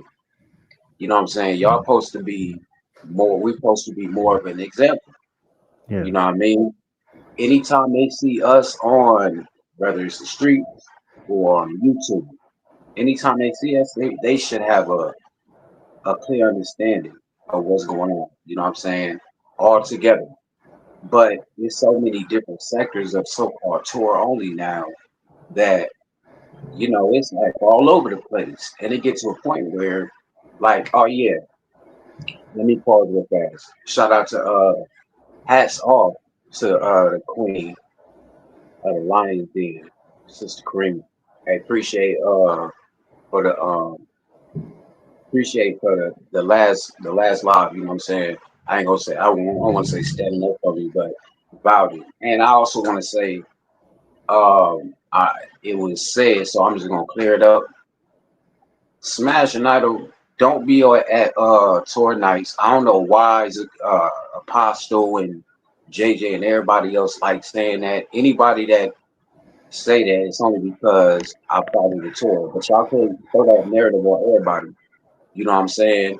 And whatever group, I don't care what group it is. If they not living like the Torah says supposed to, and I'm talking about morally, and you can't see it, you know what I'm saying, from just the perspective that they holding, then hey, bro, they don't hold them to the same level, bro. You know what I'm saying? Especially we got people that don't believe in just Yahweh only. You know what I'm saying? Y'all gonna give them a reason to be like, you see, they reprobate. The Holy Spirit done left them, and all of that. We gotta be better. You know what I'm saying? Stop trying to start your own code. You know what I mean? And yeah, oh yeah, yeah. I mean, yeah, I don't like to try to say too many names, but I was speaking on them, yeah, because I've heard, I don't heard some nasty stuff coming out of people's mouths, and they saying they this and that, and they claiming they Torah and Old Testament stuff like that. So it's like, but like I said, I don't seen it come from all these different groups, man, and it's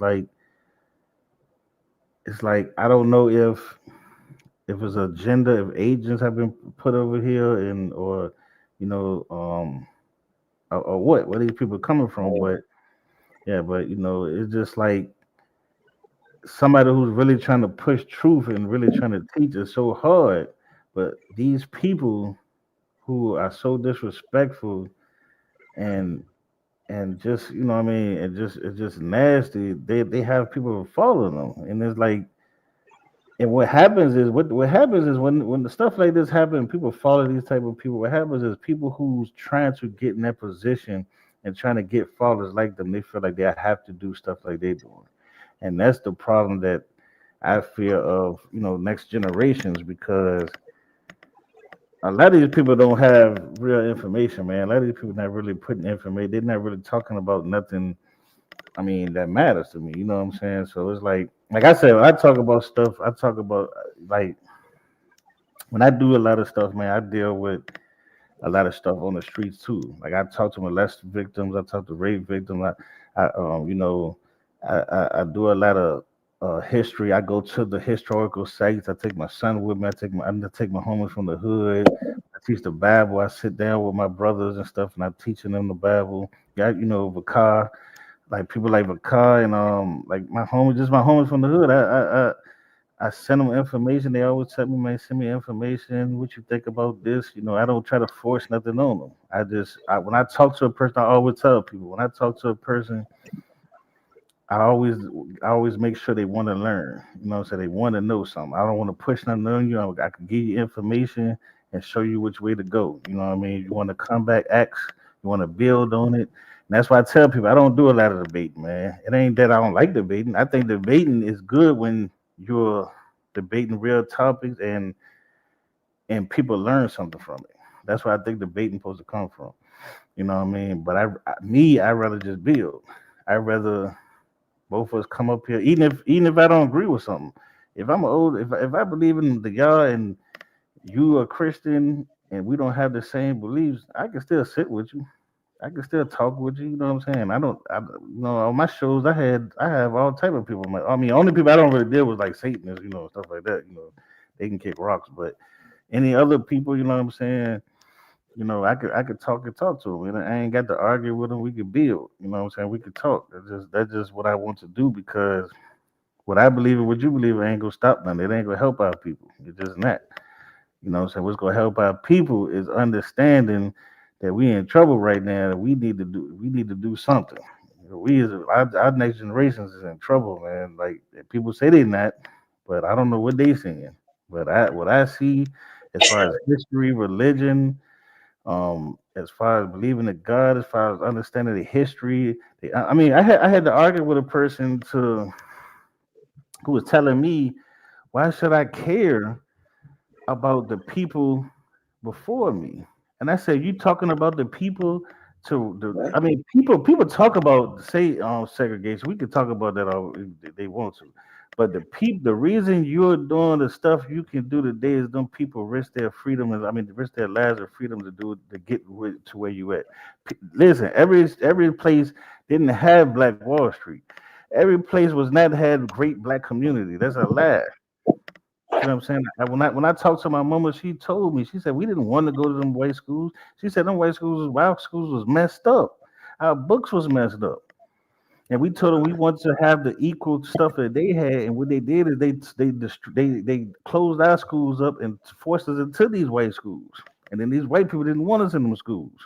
So to make it seem like our people just wanted to integrate with white people is false. To make it seem like that all these black communities was living great is false. These it's some of them that was like it's a black community called Jacksonville where I'm from. That's where Maggie Walker was at. But they won't everywhere around. It was certain places. You know what I'm saying? They got destroyed through that from the highway. So it's like I'm just saying that we need to really we need to really help the next generation, man. We need to teach them, man, and that's what I'm focused on. Yeah, what you were saying? Hey, hey, Art, I got a question. Do you think because you said something about like our people didn't want to integrate, and of course I believe that. But due to the fact that we've been basically embellished in these people, you know what I'm saying? Yeah. I was wondering, do you think that's the reason why so much disrespect and so much mental effery and all that other type of stuff, and even like not just insulting, but lying to a person or when it say right there in the book, like say for instance, when our people didn't know how to read English, a person can open up the book, point their finger at it while you looking at it and say it say this, but it don't. You know what I Mhm. mean? And our people do that. And well, look at the scripture. It say this, and it's like, Brad, don't say that. Do you think uh us being around them people is you think that's a reason why a lot of that type of stuff going on in the Israelite community because it's still in us, even though they say we say it, we won't eat them or whoever destroyed. I mean, yeah, I mean that's why I talk about the slave effects, stuff like that. As far as as far as things that have been passed on, it's the things that we still do to this day that was passed on from all the way back then, and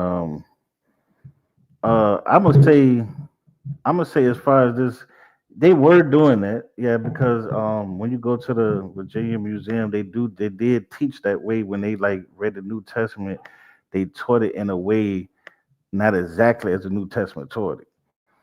Um, I think I think that certain black people, just like anything else, I think they understood how this trickery, and then they use it up on their own people. Like Mm, gangsterism. You see what I'm saying? Like gangsterism. Gangsterism comes from what? The Jewish people first. The Jewish was the first gangsters over here. Then it was the Italians. No, no, hold on. that's crazy. I always say they The blood. Jewish, Italians, and the Irish. Then we got the gangsterism from them. You see what I'm saying? We took the gangsterism, brought it back to our hood. You know what I'm saying? So it's like we we we adapted and understood how they tricked our people and how they had this trick, and then they took it from them and they tricked us with it too. And that just had that's why I was going back to the 1900s and 1920s, showing that just only maybe what like 20 what 30 years, 25 years out of slavery, 35 years out of slavery, these people start popping up and saying and coming up with these different doctrines, coming with these different teachings, because they knew our people at that time was not fully capable of really defending these type of teachings. Because they think about it, 1900s, y'all just coming based on slavery. You got this man that this smart. He's telling you, I learned this from God. He's telling you stuff you never heard of. You see what I'm saying? And these people are going to fall for that stuff. But a lot of these people were Masons. They were taught as Masons. They were taught Freemasonry. They were taught this stuff. They wasn't just people. They was just regular Negroes in the hood. They just all of a sudden decided they were smart. They learned a lot of this stuff from Freemasonry stuff. That's why I put, Frank, the guy that supposed to help lead the Hebrew Israelite stuff. It doesn't mean that the Hebrew stuff not real. I'm just saying that you have people among all these groups that been this way. This is not new, that's going on today with all these people. This is something that been going on. What happened is the Europeans did it first. They copied from them and they started using it on us. And then the people in these generations, the modern times, I started using the same thing that they did. So that's why you see the same type of teaching, the same type of concept, the same type of things they doing. They learned this from a Dr. York. They learned this from, you know, people like, I can't even say no to but Dr. York, Father Divine, Reverend Ike, all these different people who was coming up with these concepts on how to get rich, because it's all on living a luxury by deceiving the people. That's the whole scheme of things. Is the money. Because if you look in the background, you see everybody, all these people lived luxury. They lived great. Dr. York made so much money, he bought land. You know what I'm saying? He made a whole Egypt. You know what I'm saying? Like these people driving in fancy cars, clothes. But when you talk to their followers, they was nothing like that. mhm. Yeah, and you said that correctly, bro. It's always something about some money grab or some type of power. You know what I Yeah. mean? Like, what is that? Um, I think it's like in Jeremiah when Jeremiah was warning the people not to go back to Egypt, Yeah. and uh, and I think Hananiah he was saying, well, thus says Yahweh, and he was lying. You know what I Mm-hmm. mean? Yep. And That's with a good and point right there. you know what I'm saying. So yeah, we can say yeah that poison is from the oppressor, but as we see, we can read back to to the scriptures and point out, you know what I'm saying? Because what's going on? Because we do got to understand that if we believe in the scriptures, we say we Israelites, Mm-hmm. then we got to understand that the curses show as a sign. You know what I mean? And all the iniquities of our forefathers have been borne on us. And what we're supposed to be doing at these moments is not debating really about all this bullcrap. We're supposed to really be teaching each other the transgression so we can fix ourselves and fix our nation. You know what I'm saying? Yeah. And but we not seeing that. What we're seeing is people we doing the strifeful debates. It's all for power. It's all for clout. You know what I'm saying? It's not really for veteran of the nation is to have a legacy of their own, you know what I mean? And to say, yeah, how is dealing with me? Do you see a lot of people? You see how many people follow me? That's that cult crap. You know what I Yeah. mean? It stems all the way back to what you said about that money. It's about that money grab. 'Cause the money right now in this captivity is, you know what I'm saying? That's that power right there. You know what I mean? Yeah. As far, Yeah. especially, I don't know. And I'm a never mind, I'm gonna keep that to myself. Yeah. Even I'm just gonna Yeah. I say, mean, even as yeah. far as using your platform, if you claim you're a Torah based platform or Israelite, you know what I'm saying, and you using your platform to get money, bro, that's going against Isaiah 55 and 1, bro. Yeah. I mean, yeah, I understand that. Yeah. I mean, that's what I believe as a teacher. Period, man. I think getting money from people. I mean, I don't like it. You know what I mean? That's why I tell people like people. Listen, on my Facebook, I got 11,000 followers. I got pages that got 11,000 followers. I got my TikTok. You know, it ain't. We may got 3, 4,000. You know what I'm saying? My YouTube getting a little better, and I could easily monetize all that stuff. You know what I'm saying? Like people always telling me, man. People always, man, you got all these followers. You got monetize. I get paid. And I said, man, I don't do it for get paid. I work. I don't have to do that. I got a job. You know what I'm saying? I pay my bills. I'm stable right now. And when I won't stable, even when I was homeless in the streets, man, I was doing this stuff.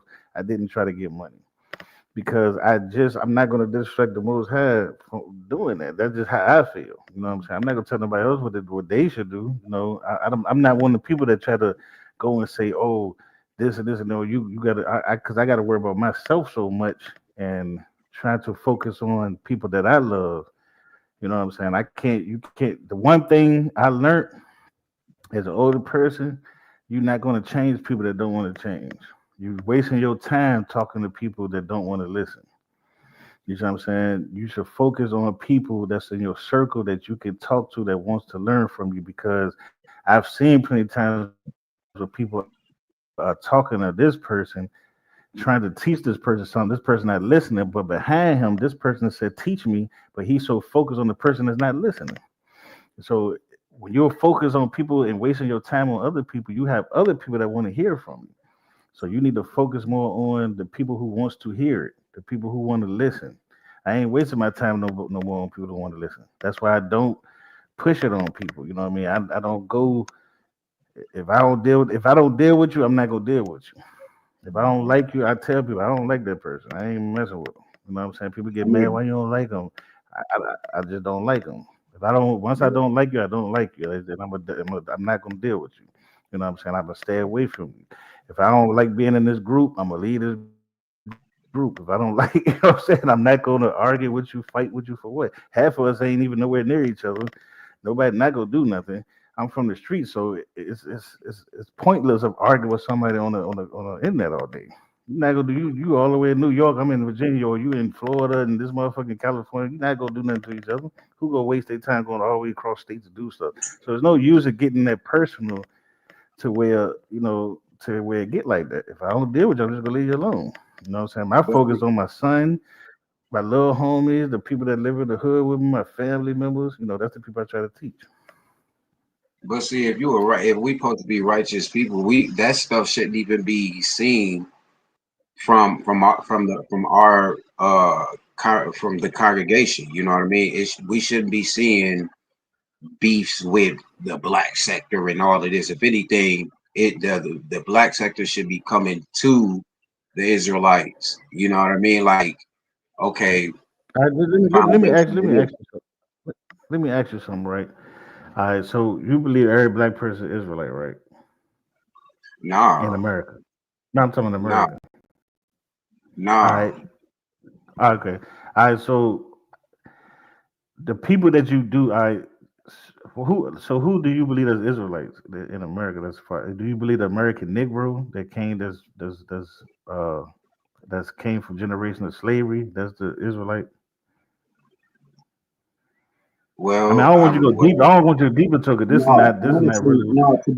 no. To be totally honest with you, we in a generation right now, bro, where we got great grandmas and grandmas and great granddads and granddads at least. You know what I'm saying? Uh, Yeah.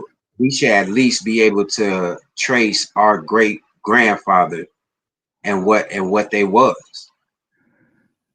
Okay. That's Well, I don't want that's to it. go. I don't want to go deeper than. Yeah, I don't want to go And, deeper than that because I won't really trying to get into that. My thing was this, right? The people we think because I'm going off what you had asked, so of how that we supposed to be righteous, right? But I tell people this all the time. In that book in the Bible, who was the most wickedest people in the Bible most of the time? hold on, you said say it again. In the Bible, who was the most wickedest group of people in the Bible most of the time? The Israelites. So thank you. You see what I'm saying? So it was a point that mostly, I mean, so we shouldn't be surprised that these That's people how are you can acting tell who like the they Israelites acting are. because these people ain't no. Yeah, yeah, that's what I'm saying. So these people, I'm not surprised when these people act like this. I'm not surprised because we always had wicked people like this amongst our people. We always have the stuff like this. You know what I'm saying? It's nothing we can do, but you know what I mean. It's the Most High going to deal with that. You know what I'm saying? So that's why I'm just saying I don't. I look at No, these people and don't know how they surviving, don't know how they thriving, but you know they are. yeah, but hey, no, what you just said, that's I usually when I take that approach, the approach that you just took, you know what I'm saying, a person try to backfire with the you know what I'm saying, where you don't know that and that, you know what I'm saying, but that's honest. You can literally as you read the scriptures and you look at the people what they're doing. I mean, there's literally incidents. All you got to do is watch and read the scriptures and watch the internet for Israelites, and you can tell they are the Israelites. You can tell you did almost. I because I don't want to get too Yeah, deep, but you almost can tell down to the bloodline, especially the wicked ones. yeah, I'm yeah. talking I about all agree. the way down from actions. There's a brother from IUIC, his name Hananiah. One day I was just straight streaming down, what's the name? And I look, and boom, he in Jeremiah. I'm like, son of a b, bro. You know what I'm saying? So Yeah, I personally believe all I gotta do is look at these people and like, okay, well, I know y'all the Israelites, so these are the people that I gotta be at, but these are the same people that you can't tell them nothing, bro. They gonna yeah. treat you, they gonna treat you like you a nigga on the streets. Oh yeah, yeah. Yeah, that's exactly the, you know what I mean. That's exactly, you know. I've seen it, man. I've been in this job a Cause long they in the time, man. When cult. I first came in, the who? Yeah, I mean that's what I said because I like your passion, man, and I hope a lot of the generations come, you know, as passionate as you is, man. Because you know, I've been dealing with you for a while, so I like your passion. I like what Carl, you know, I like y'all make me feel like there's hope in the generations to come. You see what I'm saying? Because it's gonna be a hard time, man, when our generations leave because we ain't teaching this new generation stuff, man. They're gonna be so lost. I mean, and it's so crazy because I talk to my son and he teaches me a lot of the way they think. You know what I'm saying? And it's like, and he understand. He said, "Man, we ain't been taught nothing. The school ain't teaching nothing. We want to blame the schools for not teaching our children nothing, but we ain't teaching them nothing. Because I don't blame the school for not teaching my son history. Because I'm teaching my son history, and he gonna know more than that school ever taught him. I teach my son the Bible. My son right now, he be asking me all type of questions. How do you know God is this and that?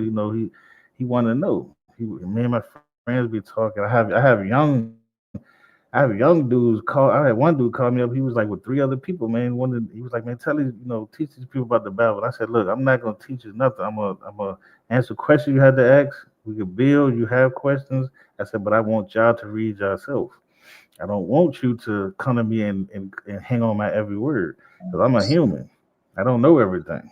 You know what I'm saying? And I ain't trying to act like I do know everything. But all I do is share my information that I see, and that's all I can do. I don't act like I know more than anybody else. I mean, I can get down with debating. I can show my intelligence. I just don't want to. You know what I mean? I really ain't into. I used to be into that back in the day, but now I'm more like I got a job I'm doing. You know what I'm saying? I got something that he set in place for me, and I gotta do it. That's is my individual thing that I feel like it was set for me. I'm not saying God talked to me and told me to do it, but if you understand, you understand. You know what I'm saying? If you understand, you can see paths, you can see things that was setting forth for you. But that's a big con, bro. Yeah, because I hear, yeah, you're right. Hanaya, yeah, Cain is up to you to teach your children. Yeah, I tell people all of that because I heard somebody was arguing about Trump taking the history away, and this and that for our kids. Not, but your kids don't know nothing. Whose fault is that? It's on you. It's your fault if your kid don't know nothing. You see what I'm saying? My son 21 right now. He's still trying to learn. He's still teaching because he loves me. You know what I mean?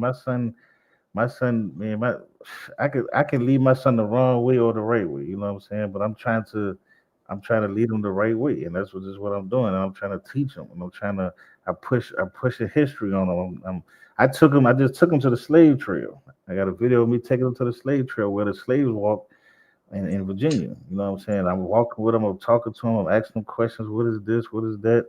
I'm letting him hear about it. I go to all the historical sites. I went to the Maggie Walker Bank. I went to all the slave trails. I went to Jamestown, Yorktown. I go around and I tell people all the time, do that. Go around your historical sites. I want to see where y'all from. I want to see some of the history y'all got. You know what I'm saying? I love history. I love what our people have done because you ain't going your present not gonna survive or your future not gonna survive. You don't understand your past. You don't understand what you've been through, and what your people been through. You're not going to survive because this stuff is coming back. I mean, a lot of this stuff coming back. At first I was like, oh, I see a lot of stuff that uh, I see a lot of stuff they pushing. I mean, they damn near took the history away from you. Your kids don't know that. I don't know if you know, but if your kids going to school, he ain't learning nothing. Like you thought they ain't teach us nothing. Them niggas don't know nothing. I'm just being for real. Like they don't know no history. You know what I'm saying? Most of them not going to church. I mean, even though I talk about church, it's still a blueprint of me. It's still a blueprint. It's still something that, like I tell people, I didn't meet God in church though, but it's something that I think I needed when I was a kid. I met God outside church when I started studying myself, but I think it's still a blueprint of spirituality because if you ain't did nothing, at least my mama made me go to church, and I seen it, and I understand. I had to read the Bible. I did these things to where I got older. It was something that was attached to me. But when you got somebody who never went to church, who never read the Bible all their life, they're not going to look at it. They're not going to look at it the same way you think they're going to look at it. It doesn't. It's not going to have that same effect.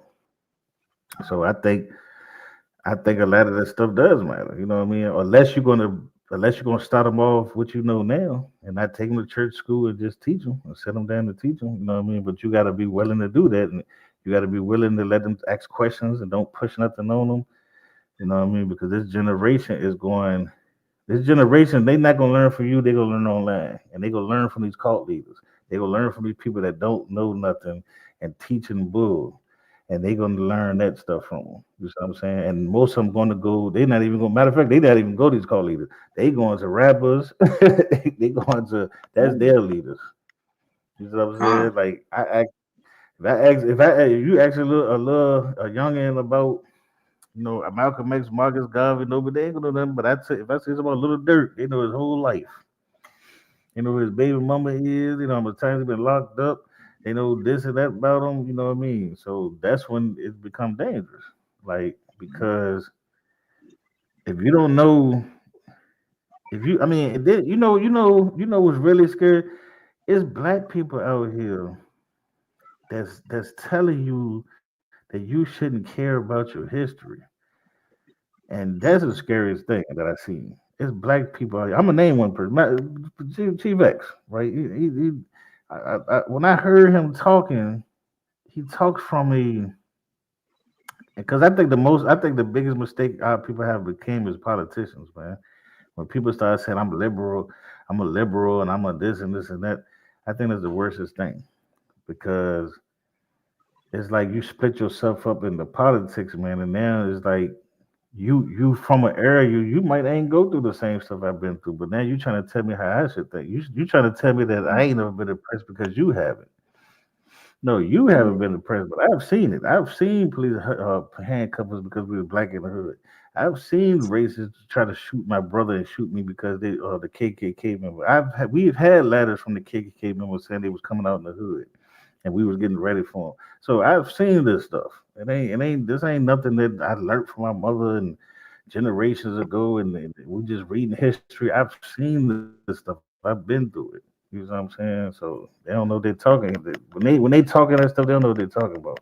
Anybody that's telling you that should have long why they don't tell no other race that not to worry about their history. I mean, just think about it. They don't tell nobody else that. They still celebrating holidays and stuff now from shit that happened back in the day. You see what I'm saying? come on. So they don't want you to know that.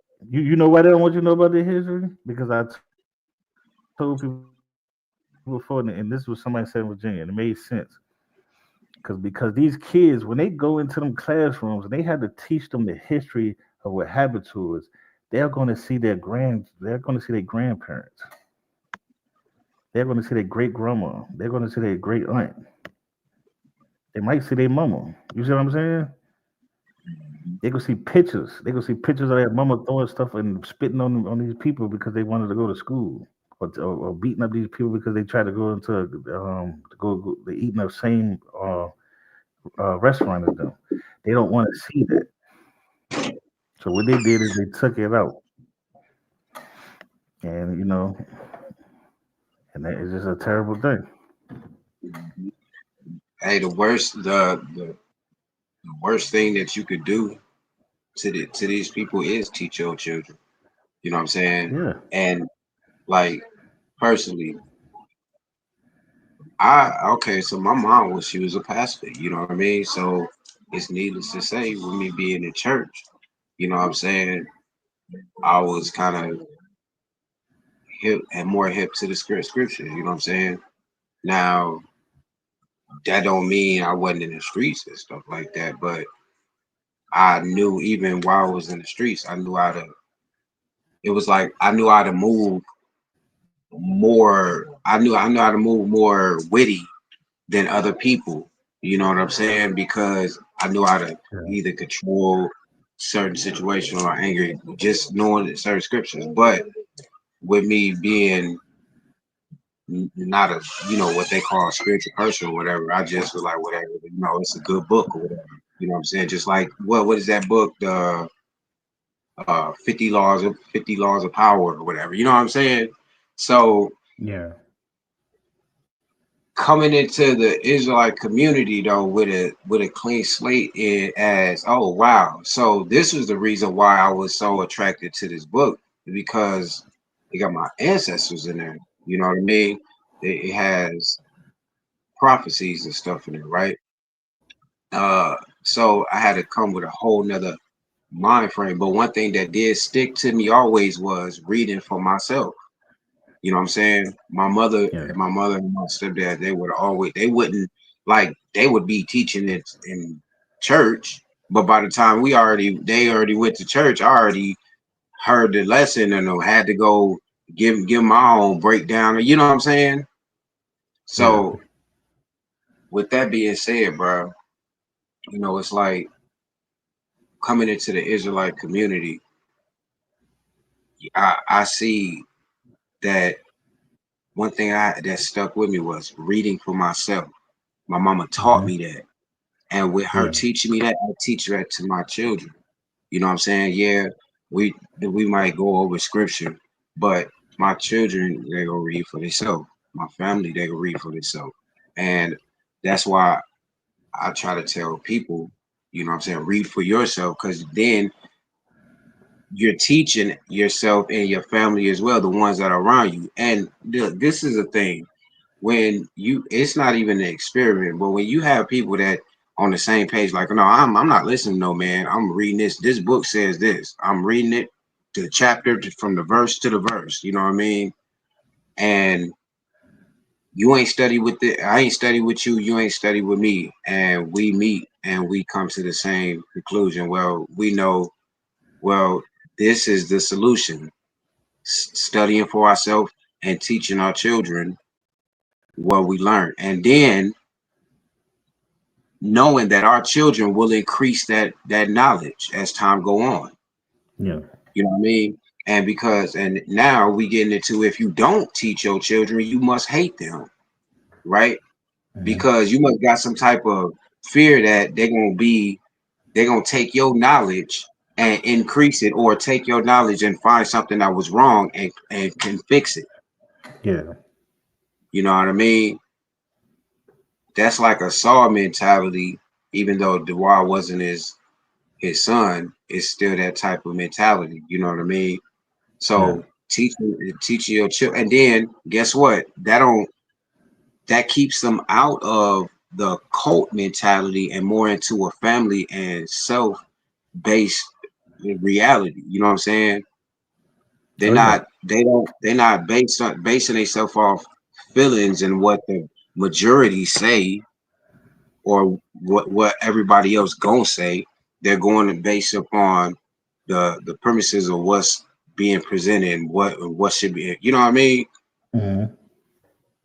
Yeah. Yeah. Yeah. That's what, like I said, when I teach my son, because it took a while, because when he come around me, because I was one of them fathers. I didn't play around. You know what I mean? I didn't beat him a lot, none of that, but just my presence. He understood. I'm an alpha, so he understood that when he come around. See, when he come around me, he used to be, scared to say anything. So I have to. I ain't even say scared, but it's like, um, challenging your father. You feel like, and I had to let him know, like, look, man, you becoming a young man. This is when you're a teenager. Tell me whatever you want to talk about. Don't be scared of me. Don't be scared to talk to me. When he got grown, I told him, you're grown.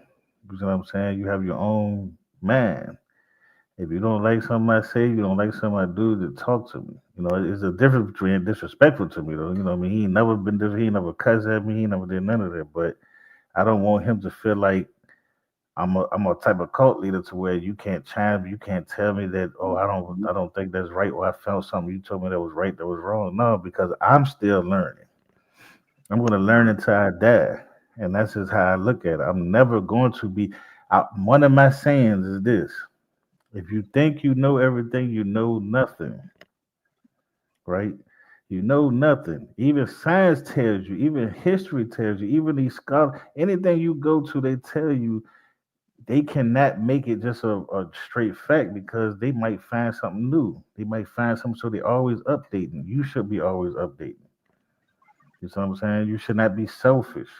When you're teaching your kids, when you're teaching anybody, you cannot be selfish. You cannot think that just because somebody's saying, "Hey, man, what you said I think was wrong," and I got this information, and it's kind of like saying that what you saying is wrong. That what you should do is sit back and take that information and say, "Well, maybe I was wrong. Let me see what it says." But when you get to a point, no, I'm not wrong. I know what I'm talking about. You just a young person, and that's what a lot of things we do to the youth too. We make it similar because I'm older that I just know everything. Older does not mean you know everything more than me.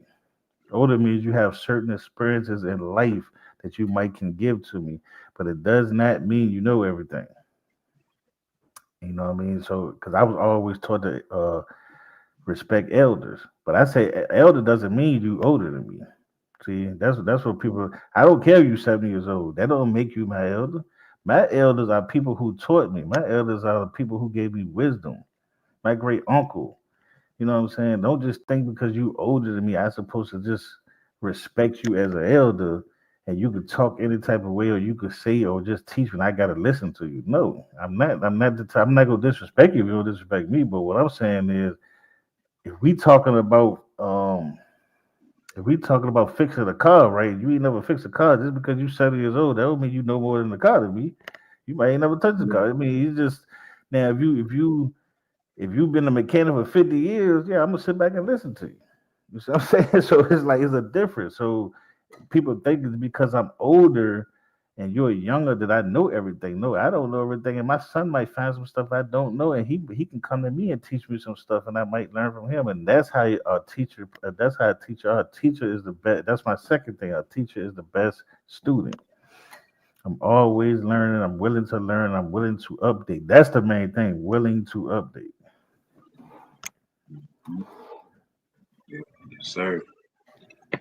Yeah, and I also see it as maybe a lot of our people in the black community, quote unquote, maybe our parents didn't teach us anything. You know what I'm saying? Maybe I'm not talking about like taught them bad stuff. I'm talking about sat down and taught them reasoning, taught them, you know what I'm saying, how to cognitively break down a scenario in a paragraph, you know what I mean? Or Yeah. just things like that. Maybe that might be a problem in our community, you know what I mean? And once again, we dealing with the odds and the evens with or not once again, because I never said this, but we're dealing with odds and evens. You know what I'm saying? We're dealing with what our people know and what they don't know. Yeah. And they're going to go on what they know. And the things that they don't know, they're gonna say, no, you're that's wrong, or they're gonna push back from it. You know what I'm saying? But we gotta realize that, but people need to realize that we have one chance and one chance only, right? Stop trying to make it seem like if you get this wrong, you'll have another chance. Yeah. This is it's an important thing. You don't follow a man just because he's your friend and he sounds good. It sounds good. You don't do Yeah. that. You if the brother if you know what I'm saying you learn it from him, well learn from him, but you go and read it for yourself. There's nothing wrong with proofreading from some, you know what I'm saying, and going back for yourself and seeing if it's correct. You know what I mean? But I think once again, I think that our people just are we going on they go on what they know, and that's only because that's what they've been taught in the Israelite community. Like we know, like for instance, when you become Israelite, they tell you, oh, you black, so you with this. You know what I'm saying? They Yeah. separate you out, then they give you this, they give you a Sabbath, they give you a name, they give you how you gonna get into heaven, and that's your starter pack. And from there you're supposed to be reading for yourself and navigating growing yourself and saying, wait a minute, no, something wrong with this. And then but you know what I'm saying, and you're a witness to it, you know what I'm saying, so you know how this might go once you read for yourself and you start to say, wait a minute, this is not what you taught me. Yeah. You leader of this group, and this not what you taught me. Well, not a group. I wasn't in no group in that. You know what I'm saying? I know camper that, but you get what I'm saying. Yeah. Yeah. You taught me this. Y'all, everybody keeps saying this, and this is wrong because we haven't been because we haven't been taught how to dissect that. A lot of people just stay there and say, no, they got to be right. Yeah. They got to be right because everybody's saying this. Yeah. I mean, I agree. That's that. That's lack of being taught, bro. That's lack of being able to discern stuff for yourself. When you lead on people, you basically are in the cult, bro. Like Yeah. I don't know. I don't know why that I just keep going back to that, bro. When like you know what I'm saying? When you follow a man, you in a cult. When you listen to people and you cannot break the spell of them saying stuff or like this dude literally acting like a nigga from the streets and he say he holding the Bible. You don't see that this is wrong and everybody else that's following him, they all in the same code. It's called wickedness. Yeah. You know what I mean? Yeah. But yeah, Yeah, man. It's just yeah. It's just that's why I said there's a lot of this going on, man. And the thing is becoming bigger because there's a clout behind it, there's followers behind it now. So there's more and more people thinking I have to go this way. It's just like the rap game. Anything else that happened, we was at a time rapping about real music, real stuff that was going on in the hood until this music came in, and it just so happened to make more money. But it was something that it was destroying the community, and everybody felt like, oh, I have to go do this now because I got to make the money. So a lot of these people are doing it based off the money first. So a lot of people has taken teaching and trying to teach people real things as far as a job now. People are not doing it for based off of morality, really trying to wake people up, bringing them to the most high. It's more like I'm t- I got a job now. I can get on this TikTok, I can get on this thing, and I can get paid now, and I don't have to go work. And then once money starts flowing in, guess what? You might have jumped up on it at first to teach real stuff, but now when money gets involved, and let's say you teaching this real stuff, but you ain't getting the views you want. So now you got to start teaching what? You got to start teaching stuff to make you profit. You're not teaching off your morals. You're not teaching off what you really believe. You're teaching off the stuff that you know can bring views and money. So this is what happens when money gets involved. To me, when you start teaching, because now you're not teaching from an aspect of waking people up and really trying to teach you. You're teaching off to get paid because you might have quit this job because you're getting so much money from this TikTok or Facebook or YouTube, to where you like, now I don't need no job. I can make money off this. So now you're gonna start doing whatever you have to do and teach whatever you have to teach to keep this money flowing. hey, and this why, and yeah, and this is why it becomes on your hands. What you know what I'm saying? They blood becomes on that person's hands because now they dealing with the placebo effect because you sitting there, you getting they taking their money. You know what I'm saying? You come out with the doctrine, they they listen, they taking the money, and they in their head they thinking this doctrine is working. Yeah. This is working. You know what I mean? It's a placebo effect. Yeah.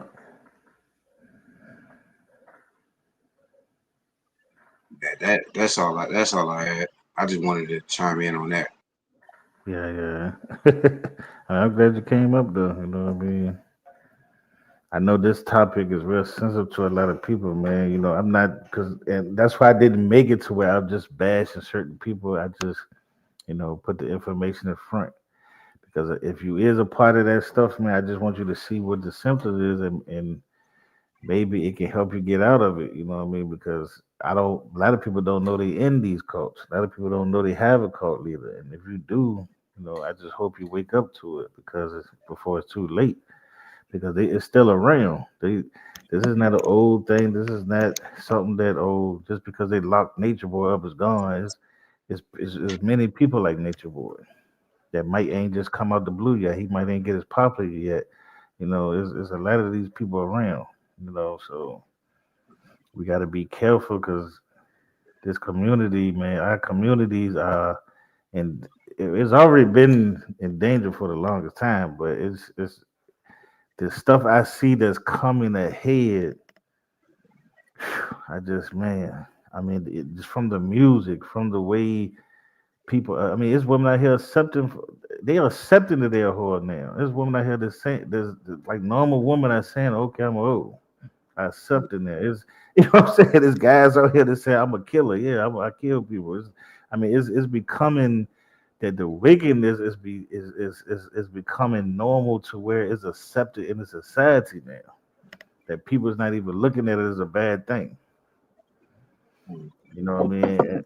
At least we had some type of dignity when somebody did something. You was like, "Oh man, that's messed up." It's like now, it's like, "Oh, I don't care. I don't know that nigga." Or, you know what I mean? Or they laughing at it, and I mean, it's the stuff I see, man. Like when I see people get killed and stuff, read the posters, people laughing, and that way he getting, we smoking, you know what I mean? It's I see people. I don't see people. I don't see people piss on a person grave.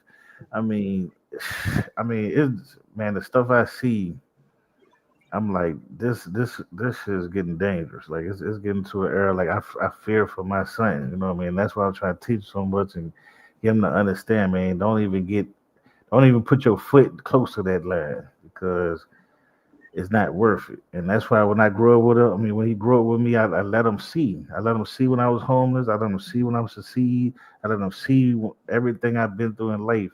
I used to tell him, man, if you don't want to be homeless like I was, you got to finish school. You got to work. You know what I'm saying? You cannot be in these streets. When he got in trouble one time, right? It was for a teacher. It was like a little boy. They ain't press charges, but he had to go to the jail, turn himself in. He went in there. They patted him down and everything. And he was looking at us. I said, I can't go back there with you. And he went up there. He went out. He went in there for like 30 minutes. He seen all them big guys. He said all these grown men, muscles big. He seen them sales. And he didn't even make it to the sales then. But you know what I mean. He got out. He said, "Man, I ain't never going back in there." I said, "I told you. Like, I'm just glad you seen that." Because you know what I'm saying. I didn't learn from that because either jail will either help you stay straight or it's gonna make you be comfortable to where you keep going.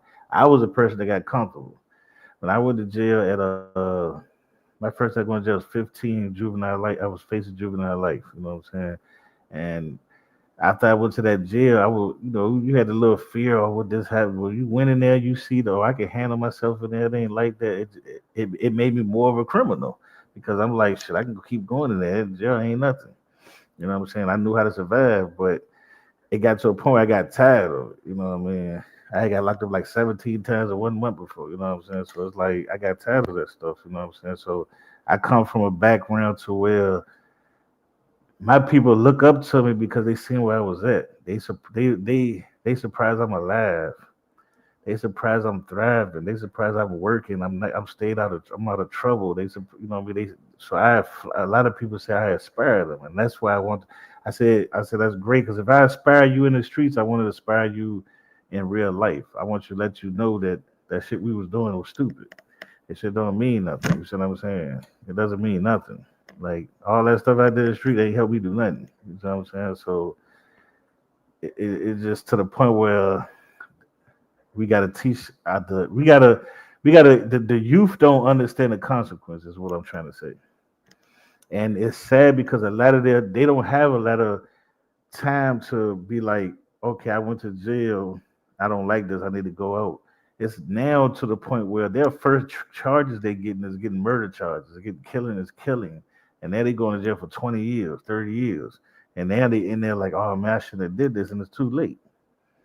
They ain't get to have that time where I had where I'm getting in a little trouble here and there, and I'm seeing what's going on. It's like a lot of these young niggas not even their first time, not even little charges. They getting these big charges and going away. And they sending these little kids, 14, 15, 16, so they sending them to prison. They sending them with the big guys. They sending them, you know what I mean? These guys ain't going. These little dudes that catching these murders, they not going to no juvenile. They going to real men prisons. So this the stuff I'm trying to help prevent, but it's so hard because this new music, this new society, the way people think. I think social media has got us so immune to violence and stuff now that you know we can see a person get killed on the phone. It's like it's normal now. You know what I'm saying? It's like, oh yeah, you see that video of the guy got killed. It's like it's normal.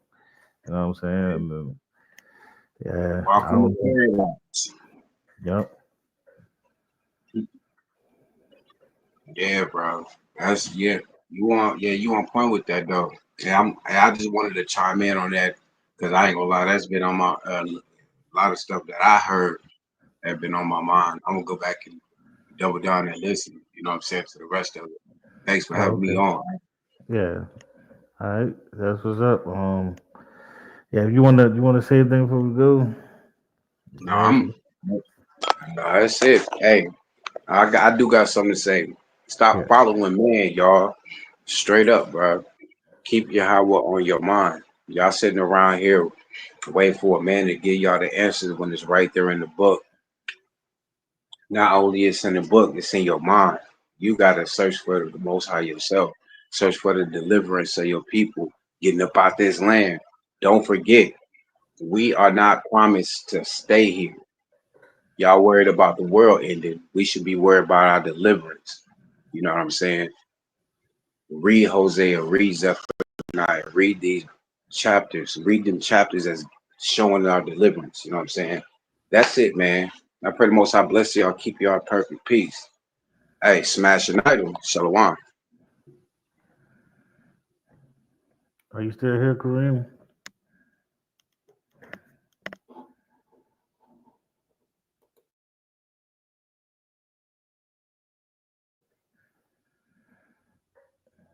All right. So my elder, I'm about to just say, peace. Let me see, turn it out. Yep, turn it out. You're right. I was just gonna say peace. Rang. Go back to the presentation. It's a good presentation I put out. Um,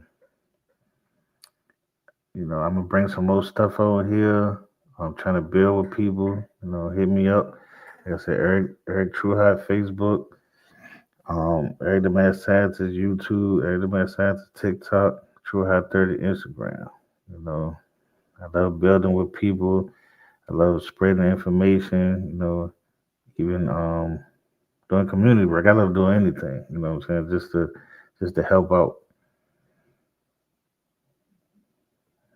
So peace. Yeah.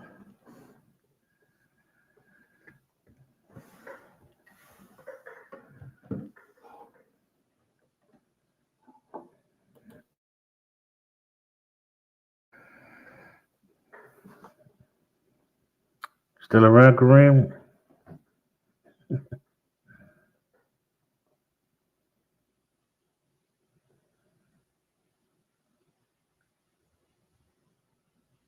Let's see.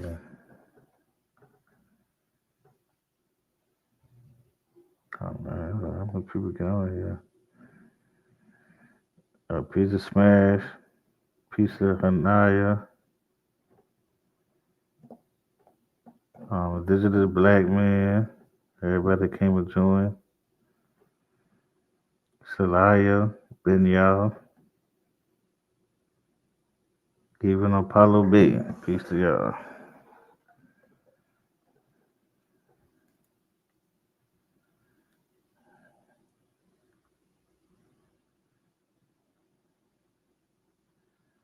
Let's see.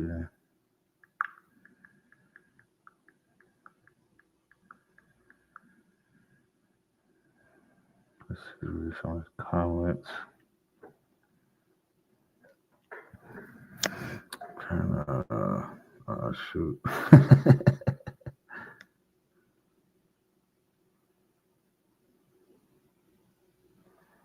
Granted, some of these things were out of their control, but at times they could have made a better decision. They didn't. I agree. How people be acting like they don't know how to reject wickedness.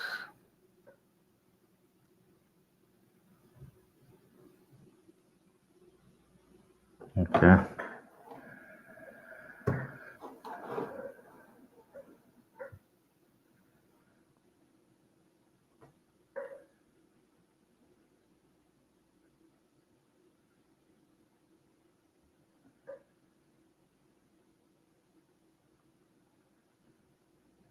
Let me call.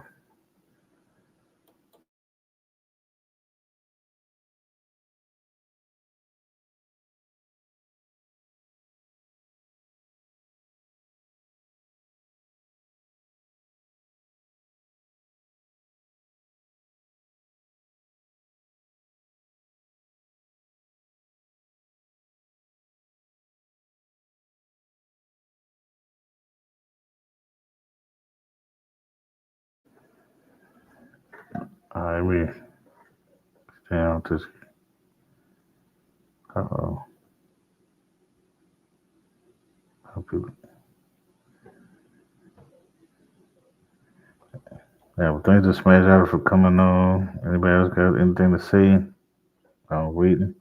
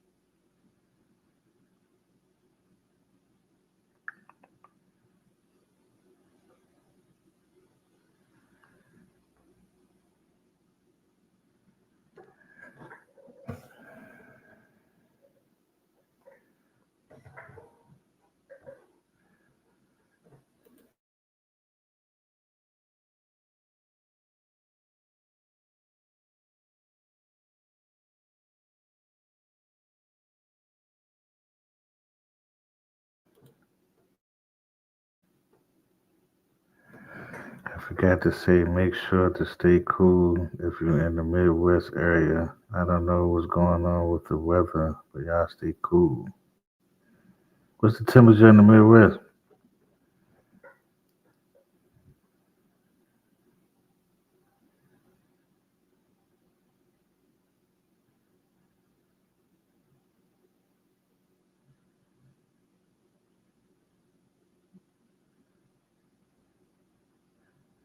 Yeah, I know like in Texas they had a flood. I ain't really been looking into it. But I heard a whole lot of people. Last time I looked at it, was like 100 people there.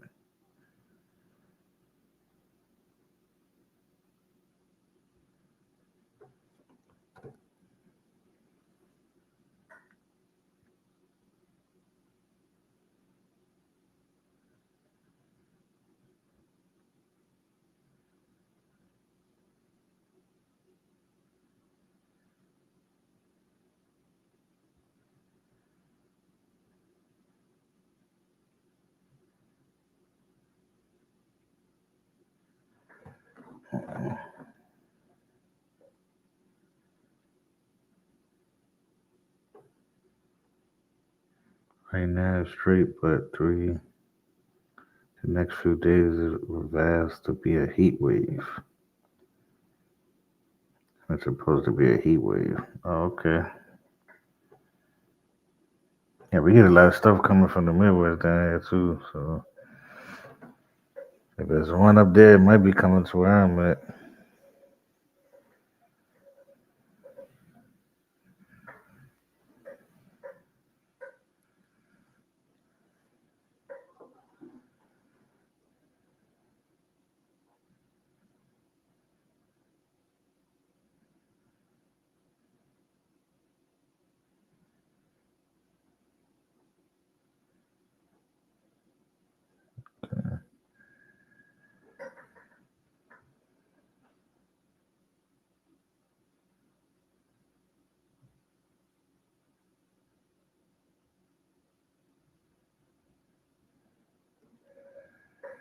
Well, like I say, y'all just rewind back, watch the show presentation. I'm about to leave. I got to work in the morning, so I got to head out. Um, Hope she come back on real quick and end it. But peace out.